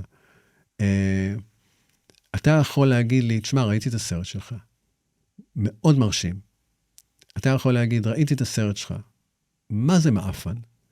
אבל דבר אחד ברור לך, שהייתי שם. שהייתי שם, שעשיתי את כל הדרך הארוכה והמאוד קשה הזאת, שראיינתי אותה, כן. ואתה יודע שגם הייתי בדמשק, שנה וקצת קודם, אחרי שאסד נפל, והייתי במקומות הכי מעניינים בסוריה, אחרי הנפילה של אסד. אין לך ספק, אתה יודע, אתה יכול להגיד, אהבתי את הסרט, לא אהבתי את הסרט, אבל אתה יודע שאני הייתי שם. עוד מעט, רציתי להגיד שנה, אבל זה כבר נראה לי עוד חודש, עוד בעצם כבר עכשיו. אתה יכול ליצור וידאו, שלך דושי הולך בדמשק, רואה את אלג'ולני, מה קורה? דופק לו סתירה וממשיך ללכת, וזה ייראה מצולם יותר טוב ממה שאני צילמתי במצלמה שלי, שלא הצלחתי לכוון את התאורה נכון, ככה כפי שהייתי רוצה בדיעבד. יש פה פשוט עוד מרכיב גם, שבאמת במלחמה הזאת, פעם ראשונה אולי, אני לא בטוח שזה נכון, אבל יש את המרכיב של ממש פייק אמיתי, של האם ביבי... כן, זה לא בפעם הראשונה, אבל הסדר גודל של הפייק. כן, שממש אי אפשר לדעת באמת. אז זהו, אי אפשר לדעת. זה המילה, זה המשפט הכי נכון, לגבי כל כך הרבה דברים בחיים שלנו. זה קשה. זה ממש קשה. יש דברים שאתה יכול לדעת. ויש אי אפשר לדעת שהמינון של זה הולך וגדל. גם בגלל AI, גם בגלל, שוב אני חוזר למשפט הזה, עיתונאים שאין להם שום עניין במציאות, אלא הם סגורים על מהי המציאות, ואתה לא תבלבל אותם עם שום משהו שתתעד. תוסיף לזה את ה-AI, אז באמת כבר אי אפשר להאמין לצילום. זו תקופה מאוד קשה. ואתה צריך לקחת בחשבון כמה דברים. קודם כל, אי ודאות זה מרכיב בחיים שלי. להתייחס בחשדנות להמון דברים. לאמץ אנשים שאתה כן מאמין בהם, אוקיי, לזה אני מעוניין לשמוע, ואז גם מעניין מה אתה עושה. אם אתה מאמץ לעצמך כמקור אינפורמטיבי טוב, את זה שהוא בא על הדעה שלך, כי זה שני דברים שונים. יש אנשים שרק רוצים, תאכיל אותי בדבר שאני מאמין בו, תאכיל, ואתה יודע, ויש עיתון כזה, כן. ויש ערוץ כזה. והם ימצאו את זה גם בימין וגם בשמאל. ויש שאתה תרצה לדעת, להתבלבל, אבל זה גורם לי לחשוב, זה גורם לחשוב אחרת. כי ראיתי משהו מבפנים. על פלח אוכלוסייה קצת יותר, לא הרובד, בוא נגיד, העממי ביותר. שאתה יודע, לצורך העניין, אני עכשיו חוויתי משהו לא מזמן, שהתחילו לעשות סרטונים שלי, ממליץ על כל מיני דברים ומוצרים, אנשים כאילו זה, שאני ב-AI לא עשיתי, לא אמרתי, לא מכיר את המוצרים אפילו. אנשים קונים, שזה שורט מאוד. אבל מה שאני מתכוון, שזה בעצם, אני ואתה יודעים, וגם לאט לאט זה עומד ללכת לכיוון, שרק מתוך ערוצים מאושרים, אתה תדע להגיד, אוקיי, זה באמת בנימין נתניהו מדבר, כי יש את האבי הכחול, זה באמת מהערוץ הרשמי שלו. אבל בן אדם עממי באיראן, שרואה סרטון של ביבי, שלא באמת, הוא דיבר וזה, והוא אומר משהו קטסטרופלי, שיגרום לו לצאת ולשרוף את העיר, אני לא יודע מה, זה, אנחנו בזה לא יכולים לשלוט. באיך העממיים ביותר יגיבו לדברים כאלה. תשמע, יושב כרגע איזה דושי בבגדד, ובפודקאסט, הוא מסביר למרואיין שלו, שהישראלים החצופים האלה חושבים שאנחנו פריירים, ומוכרים לנו שביבי לא מת. כן. אתה יודע כמה קיבלתי את זה? מחברים בצפון עיראק, בסוריה. אני מחברים בארצות הברית. ביבי לא מת. ביבי מת. אנחנו ראינו 6 אצבעות. אני אפילו לא הבנתי מה זה, אבל מבחינתם ברור, גם אם תהפוך את 6 אצבעות ל5 אצבעות, ותראה אותו קונה קפה עם 5 אצבעות, ויש שם איזה מישהי שמוזגת את הקפה והיא מאוד נחמדה, פייק, טוטלי, אתם הכל עושים כדי להראות, מתי הרי הראיתם אותו שותה קפה ככה בשביל הכיף? קרה משהו, הוא מת. ממש. אז יש מציאות כרגע שאי אפשר לבלבל אותה, אצל איזה דושי אחד בפקדן, והמרואיין האיתי שלו, ובמקומות אחרים. ושום דבר לא יכול לערער. תקופה מבאסת. כן. נורא מעניינת, אבל... ממש מעניינת. אבל מהרבה מובנים מבאסת. כן, אני חושש פה גם בהקשרים גיאופוליטיים, שזה עלול להוביל, בטח בהקשר של מלחמתיים בפועל, שהיום שבו בינה מלאכותית מחליטה מה עושים עם עם כזה או אחר לצורך העניין, או עם... נכון, ובזה... כן, ברור ש... אני כל כך לא מבין. כן. אבל מה שאני כן רוצה כל כך אין לי מושג, אבל כל כך מעניין כן, כל כך מרתיע, אבל אין לי מושג. זה בסדר, לגמרי. הדבר שאני כן רוצה שתרחיב ושלא ממש הספקנו שתעשה את זה, זה באמת על מה שאתה עברת בתקופה האחרונה בגבול איראן-עיראק, יותר לעומק, עם אותה מנהיגה וכל הדברים שראית שם באמת. תראה, המסע האחרון, אגב שטח והתנהלות בשטח, אני אוהב מאוד בשטח את האי-ודאות. אני אוהב את זה. יש הרבה עיתונאים, גם בתוכנית שאני עובד בעובדה, שבעיניי היא התוכנית תחקירים הכי טובה. אני חושב שאני הכי פחות תחקירן שם במובן של... אני יודע איך לעשות תחקיר, אבל אני יודע ואוהב ליפול על שטח בלי לדעת מה יקרה. אתה יודע, הרבה מהעבודות תחקיר זה אתה עושה עבודה, אתה מדבר עם האנשים הפוטנציאליים, אתה יודע מה יגידו לך כשתראיין אותם, אתה יודע לאן זה הולך, אתה יודע מה אתה רוצה לצלם. אני הולך ועל הבא הלאה, אני לא יודע לאן זה יוביל, כי אני נופל על אירוע בזמן שהוא מתרחש. אתה יודע, ואם זה בסוריה ואם זה בעיראק. עכשיו למשל אני הלכתי לסוריה, והיה לי רעיון לעשות סרט על משהו בסוריה או מישהו בסוריה, אני מתנצל שאני נשמע כך, כי אני לא יכול להגיד מהו. מתי זה עכשיו גם? עכשיו. ממש עכשיו? עכשיו, כן. לפני 1.5 חודשים. וואו. ולא הצלחתי, כי מי שאמור היה להביא אותי לשם, אמר שיש מצב מאוד מתוח, ובניגוד להבטחה שהוא נתן לנו, הוא לא יכול לעשות את זה, ואני מוצא את עצמי בצפון סוריה. אתה יודע, מה אני אעשה? ואמרתי, טוב, נעשה בינתיים איזה פולו-אפ על מה שעשיתי שנה קודם, על איך סוריה משתנה, להראות איך החלק הקורדי רוצה לפרוש ממנה. דיברתי עם כמה חבר'ה, היו לי חומרים מעניינים, במקרה גם עליתי על ראש השנה האזרחית, ליל הסילבסטר, אתה יודע, שזה מצטלם מדהים. יפה. אני אומר יפה, לא יותר מזה, אבל בדיעבד אני אבין, לא הבנתי את זה אז, שתיעדתי את החגיגה האחרונה של הישות הקורדית בסוריה. וואו. כי תוך שבוע הג'יהאדיסטים יגמרו אותה. שזה פתאום הופך להיות, אתה יודע, תיעוד סופר דרמטי. תיעוד היסטורי. מאוד מרגש, מאוד עצוב. ובזמן שאני שם, אני שומע, אגב העבודה שלי, אני לא מתייחס לזה, זה לא מסיתתי יותר מדי, שמתחיל לקרות משהו באיראן, מחאה. להמשיך לעשות את העבודה שלי. עוד מחאה באיראן, הוא יאללה ביג דיל. ופתאום אני קולט שזה מגיע לרמות, שזה סופר רציני. ואז אני אומר, אולי אני אעשה משהו עם הגרילה שפועלת באיראן. אני בקשר עם הגרילה הזאת. שוב, בעיקר דרך הקורדים. איראן, אמרנו, יש 10-12 מיליון קורדים, וחלק מהם מתבצרים בצפון עיראק, אצל הקורדים בצפון עיראק, כדי לתכנן את הכניסה שלהם ואת הפלת המשטר. ועם הארגון הכי רציני, פז'ק, הייתי בקשר כמה פעמים. שוב, מה זה בקשר? אתה מכיר מישהו שמכיר מישהי, שמכירה מישהו, שאומרים, אפשר לסמוך עליו, על איתי. מכירים את העבודה שלי הרבה שנים. אמרו לי, תקשיב, מוכנים לקבל אותך? אני מדבר איתך על כמה שנים אחורה. רק מכירים אותך עם דרכון זר, או מכירים אותך? מכירים את העבודה שלי. הם יודעים מי אני. יודעים מי אתה, כן. יודעים מי אני. הם יודעים מי אני. הקורדים כן, אחרים לא. ואני מתעד אותם יותר מעשור.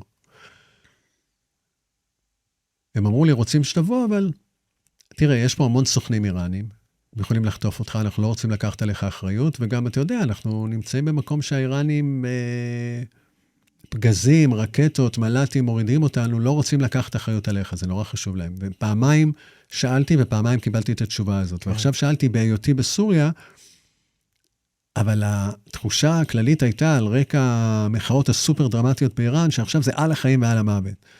אני מוכן להסתכן, אתם מוכנים להסתכן? יאללה, בוא נלך על זה, סבבה. תוך 8 ימים אתה יכול להיות אצלנו. למה 8 ימים? אל תשאל שאלות. תגיד תודה בכלל שנותנים לך. מדהים. ב8 ימים האלה תיעדתי לוחמים ולוחמות אחרות שם, ואז גם הבנתי שאני יכול לדבר על מה שאני מסתיר תמיד כמו מאש, על זה שאני ישראלי, כי הן כל כך רוצות, אתה יודע, שהמשטר יחטוף מכות, והישראלים שנתנו מכות, ואנחנו מתים על המשטר, ואחת המפקדות שם אומרת לי, כבר קלטה מאיפה אני, יש כזה הבנה מאיפה אני לא אומר אף פעם אני מישראל. אני תמיד נותן לאנשים ולנשים, במידה והם הסתבכו מאוחר יותר להגיד, אנחנו לא ידענו שהוא מישראל. הוא עונה אותנו. כי הדבר שאני הכי לא רוצה שזה מישהו יסתבך בשבילי. לגמרי. אבל המפקדת באה אליי ואומר, תקשיב, יש לי מסר לנשים המהפכניות הלוחמות בישראל. מבחינתם כל מי שהיא לוחמת היא מהפכנית בגרילה הקורדית. הצבא הישראלי זה הצבא היחיד שיש נוכחות נשים כמו אצלנו הקורדים. היא טועה. כן. היא כזה עושה לנו ג'סטה. אצל הלוחמים והלוחמות הקורדים זה באמת חצי-חצי, זה שווה לחלוטין. טורף. בוא יחד, הבנות הישראליות המהפכניות והבנות האיראניות המהפכניות, יחד נפיל את המשטר. ואתה מבין ככה את המעמד שלך כישראלי. ואז הרעיון להגיע, אתה יודע, ואז גם אספתי עוד חומרים, הגעתי לבחור הזה שסיפרתי לך עליו, שקיבל את הפרקוס, אני לא אפילו אמרתי לך למה זה קרה. במהלך העינויים שהוא חווה, רק בגלל שהוא היה אקטיבי וסייע לאנשים שנעצרו ככה בעזרה משפטית בכלא, אנסו אותו 3 גברים, השתינו עליו, צילמו את זה, ולמחרת, לפני שעשו לו את זה שוב, הסריטו לו את זה על הקיר. עכשיו, בן אדם קופא מקור, ערום בחדר, מראים לו מה עשו שאנסו אותו והשתינו עליו 3 גברים, ועושים לו את זה שוב. רק על מנת להשפיל, שום תועלת. תשמע, זה גם סדיזם, פיור סדיזם אצל החבר'ה האלה. כן. מצד אחד יש להם את הרצון להרתיע, שאתה בחיים לא תרצה לצאת החוצה שוב. זה לא סתם שבן אדם עכשיו לא יוצא לאיראן, יש הרבה סיבות, אמרנו, גם מפציצים שם, אבל הוא יודע מה קורה. אתה יודע שיש לך סיכוי גדול לגמור על מנוף מטלטל כזה על חבל תלייה, ואתה יודע שאם תופסים אותך, כל אחד מכיר מישהו שחווה עינויים, או שהרגו אותו, או שאנסו אותה, ואז היה לו את ההתקף הזה שחטף, היינו צריכים להחזיק לו את הידיים, את הרגליים, וזה היה קטע מזעזע. בקיצור, אספתי את החומרים, ואז הגעתי לפז'ק. הם באו לקחת אותנו, במקום שנקרא סולמניה, עיר שנקראת סולמניה בצפון עיראק, כי במחסום לא נתנו לנו לעבור. השלטונות של קורדיסטן לא נתנו לעבור. והם מכירים כל שביל וכל מנהרה, הביאו את המכונית שלנו להרים, נסיעה נורא נורא ארוכה, מתישהו אתה צריך להפסיק לנסוע, ואתה הולך בשלג, אתה קפוא מקור, ואתה מבין מה זה גרילה, איזה תנאים קשוחים הם חיים. בשיא הכפור בחורף, בסערות, ובקיץ זה שיאי חום, ובמערות האלה הם בטוחים מפני הפצצות איראניות, ושם אתה פתאום רואה את המפקדת. ואחרי הרעיון איתה, והאמונה שלה שהמשטר הולך ליפול, סיימנו. ואז אמרו לנו, אתם נשארים לישון היום במנהרה. את זה לא תכננו, אבל היה מאוחר מדי, וגם המפקדת הייתה אמורה לצאת מהמנהרה, ולהסתתר במקום אחר. אז לא הרשו שאנחנו נצא יחד איתה, כדי לראות איפה היא מסתתרת. יש שם עשרות מנהרות. אז נשארנו במנהרה, שזה היה בסדר גמור, אבל הבעיה הייתה, אתה יודע, שרצית לעדכן את המערכת, שאתה נשאר במנהרה, ואתה לא יכול, כי אסור לך להפעיל שם טלפונים. אבל אתה מקבל את המושג על האנשים האלה, על הלוחמים האלה, על הלוחמות האלה, אתה יודע איך הם?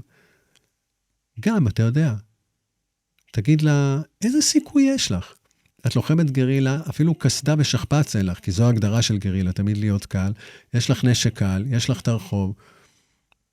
את הכי מבוקשת, אני אומר לה, לפיימן, בין הכי מבוקשות על ידי איראן וטורקיה של ארדואן. מסתכלת עליך, וקצת ככה לא מבינה את השאלה. אני שואל אותה, ואת לא מפחדת? והיא ממש לא מבינה את השאלה. בן אדם שהקדיש את עצמו למען העזדי, החופש, זה חלק מהעניין. אתה יודע, היא עברה מסלול כדי להגיע לשם. אתה בהתחלה שנה, בדרך כלל שנתיים, רק בחינוך.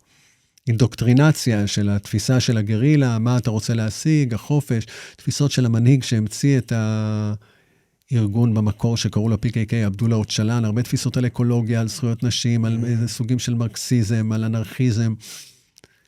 אתה לא נוגע בנשק שנה, שנתיים ראשונות, ורק אחרי זה, ואז היא מטפלת בהתקוממות באיראן, היא נלחמה בסוריה, היא קוראה פיימן על שם חברה טובה שלה, שהיא נקראה פיימן, והיא נהרגה על ידי דאעש בקובאני בסוריה. זאת אומרת, ברור לה שגם אומרת לך, תקשיב, למען החופש, שזה חלק מהאנשים שאתה רואה פה עכשיו, יהרגו, וחלק יחיו, כי זה הרעיון, ככה צריך להיות. גם אין הרבה מה להפסיד אולי, מאיפה שהם נמצאים. גם אין הרבה מה להפסיד, וגם, אתה יודע, אני התגייסתי לגרילה הזאת. כן. סליחה, התנדבתי, אין גיוס, אין פה חובה. ההבנה שלי מאוד ברורה לגבי מה שאני הולכת. זאת אומרת, זה שאתה מופתע מזה, כן. זה הדבר היחיד. אתה ממש רואה על הפנים שלה ככה, איך היא מתחילה לענות לי בכזה... אתה מפתיע אותה. כן, בדיוק. הדבר שהכי... אני לא מבין לגביך, זה איך אתה הולך למקומות האלה, זה באמת שורד, כאילו, אין מישהו שנכנס לעומקי המקומות המפחידים האלה, שזה באמת ברכה שהיום אתה יכול לבוא ולחלוק מזה, אבל אני לא מבין למה אתה עושה את זה, זה ממש שורד. אם אתה שואל אותי את זה אחרי כל השיחה שלנו עכשיו, דושי, אז כנראה לא הסברתי את עצמי נכון. למה? כי... מה שאני מנסה להעביר כאן זה שאני נורא נורא מאמין בדבר הזה שקוראים לו עיתונות, אבל עיתונות על אמת, כמו שאני רואה אותה, אחרים בצורה אחרת, זה שטח, זה להיות בשטח. את זה אני מבין, את היצר האנושי. לא, אמונה טוטלית מה שאני עושה. אני לא משחק לך אותה פיימן שאומר, וואלה, אני מוכן למות, לא, אני אוהב מאוד את החיים. גם שאתה משתף פעולה שם עם אנשים, נגיד, יש לי עוד חבר צלם, אתה רוצה שהוא יהיה מאוד אמיץ, מאוד בחורה שהייתה איתי בסוריה, אתה חייב שהם יהיו אמיצים, אבל לא מתאבדים. כי יש גם כאלה טיפוסים, שיאללה, מה יקרה במקסימום? לא רוצה אותם. מוכן לקחת סיכון, מאמין לגמרי בסיכון הזה, ולמען מה אני לוקח אותו, כי אני באמת מאמין בדבר הזה של עיתונאות, ותחשוב מה קורה, על מה דיברנו פה בשיחה האחרונה. אתה חי היסטוריה, אתה יכול לתעד היסטוריה. אתה חייב להקריב בשביל זה משהו, זאת החובה שלך כעיתונאי. כן. אתה לא עוד פעם תדבר על זה באולפן ולא תגיע לשם אף פעם. זה גם פריבילגיה בהרבה מאוד מובנים. ואני חושב שהיום הרבה יותר אנשים מבינים את זה. עד לא מזמן הייתי נחשב סופר דפוק, אתה יודע, בעיני הרבה מהציבור, אתה יודע, בן אדם שהולך לשם. עכשיו, גם כדי שלא יעלו עליך שאתה ישראלי, אתה צריך להיראות כאילו סבבה, נינוח, מחוייך, למרות שאני מת מפחד. אבל כלפי חוץ אתה תראה נינוחות. כי אם אני אראה מבועל, תראה איזה פרצוף זה. אם אתה תראה בן אדם כזה פה למטה, אתה תגיד, מי זה הבן אדם, מה הסיפור שלו, למה הוא נראה ככה, אתה יודע. מה הוא עשה? כן. ואם מישהו ישאל עליי את הסיפור הזה, זה יופי שיש לי דרכון זר, אתה יודע. Face recognition, תמונה, והוא רואה תמונות שלי מהבר מצווה. אז במקומות הכי מסוכנים ששורפים דגלי ישראל, שאומרים מוות לישראל, שאומרים אם נמצא פה יהודי, נחתוך אותו, אתה יודע, אני בא כזה, כן, וזה, כן. איזה יופי להיות פה, ובקש סיגריה למרות שאני לא מעשן, אתה יודע, זאת ההתנהגות. אז למי שמסתכל בטלוויזיה, זה באמת נראה, בוא'נה, בן אדם דפוק. היום, עדיין אומרים שאני דפוק, אבל יש הבנה. אני מקבל ממש הרבה פניות מצעירים וצעירות, עיתונאים, עיתונאיות בתחילת דרכם, שאומרים, זה מה שאנחנו רוצים לעשות.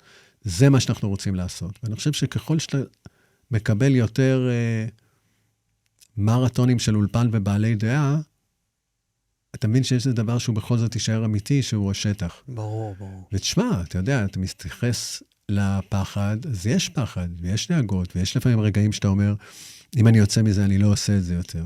כן. אם אשתי, אגב, תגיד לי, אני לא אעשה את זה יותר, אתה יודע, יודעת עם מי התחתנה, אבל תחשוב מה אתה רואה. אתה רואה היסטוריה, אתה רואה היסטוריה בהתאבות, זה לא שאתה מתעסק רק עם M16 וכלי נשק ואמצעי לחימה ואסטרטגיות, אתה רואה בני אדם, אתה רואה מהפכות, אתה רואה היסטוריה, אתה רואה תהליכים של שינוי, ואתה רואה אותם בבוסניה, אתה רואה אותם ברואנדה, באפגניסטן, בהאיטי, בארצות הברית, בסוריה, בעיראק, במהפכות בעולם הערבי, אתה יודע, בתוך המדינה שאתה נמצא בה. אתה יודע, זה... כן. אז אני קודם כל מתנצל אם אני נשמע זלזול במה שאמרתי, חס ושלום. לא. אבל אני מתכוון ממש ליצר האנושי של להיכנס לשם, זה פשוט... ושוב, זה לא לכל החיים. יש איזה טווח גיל שפיזית ומנטלית אתה מסוגל לעשות את זה. אין לי עוד הרבה שנים נראה לי, אתה יודע, אבל עשיתי את זה בטווח הטוב, וגם מה שמסיים את זה, זה לא רק, אתה יודע, שפיזית ונפשית כבר זה יהיה גדול עליי, אלא גם ה-AI, שאני רואה אותו כאיום. כן. יכול להיות שיתברר שאנחנו מוצאים איך לנטרל את האיום הזה. גם בזה אני לא מבין, אבל... או שתוכל להשתמש בו. החלון שנפער לי כדי לעשות עבודה כזאת, הוא היה בול בזמן. ההתחלה הייתה התחלה שמאפשרת לבן אדם לצאת עם מצלמה קטנה, זה לא עם ציוד גדול. ככה יצאתי למקומות הראשונים שתיעדתי, והסוף מגיע במובנים של... אני כבר לא מצליח להישאר אנונימי עם כל המופעים שלי ברשת, והאפשרות של AI, אתה יודע ש... ברור. אוקיי, טוב, אז אתה איש עסוק, ואנחנו נחזיר אותך לעיסוקיך. אם אפשר שאלה אחת אחרונה לסיום. אז בעצם, הדבר שאני ממש הייתי רוצה שנוציא מפה מהשיחה, זה בעצם לשאול אותך, מה הדבר אולי הכי חשוב, שאתה ראית בגבול הזה של איראן, שחשוב שישראלים ידעו, והם לא יודעים. אני אגיד לך משהו שהוא הרבה יותר מצבאי, או, אתה יודע, צבאי, אני יכול לדבר איתך על כל המעברים שהם שולטים בהם, הגרילה הקורדית שמכניסים אותך פנימה לאיראן. ושתיכנס פנימה לאיראן, איזה בתי מסתור ייקחו אותך, ואם זה יתפתח לקרבות רחוב, איזה סיכוי יש להם להגיע. עזוב את זה. מעניין אותי משהו אחר להגיד לך. איך הכורדים והכורדיות מסתכלים עלינו, על ישראל. לא על ישראל של ביבי, על ישראל והעם היהודי. הם נורא מתעניינים בנו, שאמרתי לך שיש להם 2 לימוד, לפני שהם לוקחים נשק, הם לומדים המון על ישראל ותולדות העם היהודי. הייתי בשוק כשראיתי את זה פעם ראשונה. לפעמים שואלים אותי שאלות על תולדות העם היהודי, שאני לא יודע. הם יודעים את זה הרבה יותר טוב ממני. עכשיו, למה הם עושים את זה? לאו דווקא כסימפתיה. גם בצורה מסוימת של סימפתיה. הם אומרים, אתם, היהודים, זה העם היחיד בכדור הארץ שעבר השמדה יותר גדולה ממה שאנחנו הכורדים עברנו.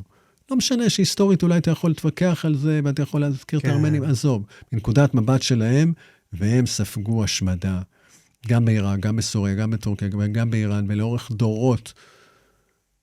אבל אתם, היהודים שספגתם השמדה עוד יותר גדולה, גם הצלחתם לקום מזה. זאת אומרת, משואה לתקומה. 1 ל-1 זה מה שאנחנו רוצים לעשות. להגיע המעבדון שלנו, להקים מדינה שקוראים לה כורדיסטן. אז אנחנו רוצים להבין איך אפשר להצליח לעשות את זה. אז אתם נגיד מהמקום שאנחנו יכולים להשוות בדיוק מה שאתם עברתם למה שאנחנו עברנו, איך משם עליתם? הם לומדים על הוגים, הם לומדים על אסטרטגיות, הם לומדים על הכוח של היהודים בגולה וכמה הם עוזרים למדינת ישראל שבדרך, על כמה לובי חשוב. אתה מבין, זה לא רק בסימפתיה, אבל אתה יודע, אתה עבורם איזשהו מודל שאולי ייתן להם סיכוי לעתיד. כן, זה מה שאז בנתניהו אומר, אחינו הכורדים, זה כן נשמע, זה גיוני לפנות ליצר הזה. עכשיו אני יותר מבין את זה לפחות. כן, מנקודת מבט שלו הוא צודק, אבל... כנראה אנשים שמבינים... אבל הוא גם, אם ראית את הסרט האחרון שלי, לא מעט כורדים התאכזבו מאיתנו. הם מרגישים שנטשנו אותם. לכורדים יש משפט נורא מעניין, שהוא סיסמה, ההרים, זה החברים היחידים שלנו.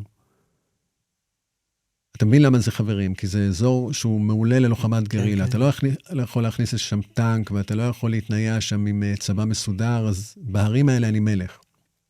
אני אביס צבאות הרבה יותר גדולים ממני, אפילו את הצבא הטורקי. כן. הוא לא מגיע לערים. הוא מפרק אותי במקומות אחרים, אבל לא בערים. למה החברים היחידים? כי כל מי שהבטיח לעזור לנו אי פעם בגד בנו.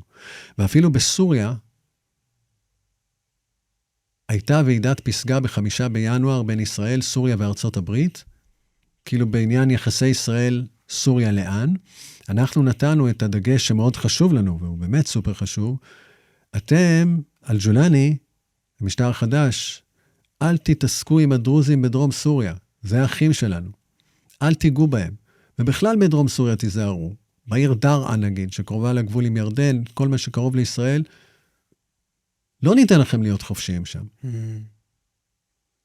אוקיי, ובכל זאת, ג'ולני הוא המנהיג של סוריה. אז הוא יכול לעשות משהו אחר באזור אחר. כל הצפון, 30% מסוריה, זה היה בעצם הישות הכורדית הזאת. אז האמריקאים רומזים לו, פה לא נתעסק איתך. וישב שם ישראלי שלא אהב את זה, אבל גם בניד ראש, אתה יודע, מה אני אגיד לו על זה? או זה, הלכנו על הדרוזים.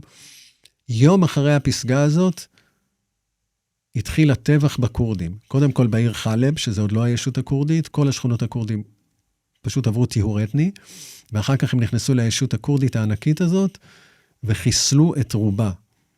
ואני מקבל הודעות, שוב כישראלי, תמיד היה את ההודעות היפות האלה, שאתם מודל עבורנו, אתם בגדתם בנו, אתם מכרתם אותנו, לג'יהאדיסטים של אל-ג'ולני, אחת ההודעות הכי קשות, אתם הפסדתם עכשיו ברגע 40 מיליון חברים. 40 מיליון כורדים שאהבו את מדינת ישראל, שלקחו מכם מודל, אתם מכרתם אותם. ויש כמה הודעות קוליות, שגם שמתי בסרט האחרון שלי, אני לא יודע מה ישראל בכלל הייתה יכולה לעשות או לא לעשות, אבל מנקודת מבט קורדית, אתה היית שם, אתה ידעת שזה מה שהולך לקרות, אולי יש להם ציפיות מוגזמות מאיתנו על זה שנתייחס אליהם כמו שאנחנו מתייחסים לדרוזים. גם אם אתה שואל אותי, אנחנו חייבים לאמץ אותם. כי כשאתה מסתכל על המפה של השכונה המופרעת שלך, זה היחידים שבאמת יכולים להיות חברים, זה החבר'ה האלה. וזה עשרות מיליונים. והם מוקמים במקום הכי חשוב לך. מטורף. כן. אצלנו לא חושבים ככה. אבל למה יש לי הרגשה שנמשיך לדבר על זה פעם בפודקאסט נוסף? גם לי יש תחושה. כי שום דבר לא נגמר פה בעצם. לגמרי, ואפילו לא נגענו ממש לעומק באמת במה אנחנו בפועל עושים פה, אבל זה באמת תהייה שצריך לשמור אותה, גם היא תלווה אותנו עוד הרבה זמן כנראה. איתי אנגל, ממש תודה, כל פרקים איתך, אני... תודה דושי, תודה רבה על הסבלנות, ואתה יודע, שימשיך להיות לנו מעניין. כן, זה בעצם אני משנה את הברכה, אני מאוד מאוד מאחל, גם בלי להאמין בזה, מאחל לנו מכל הלב שנה הרבה יותר משעממת. ממש. לגמרי. אמן. תודה רבה איתי.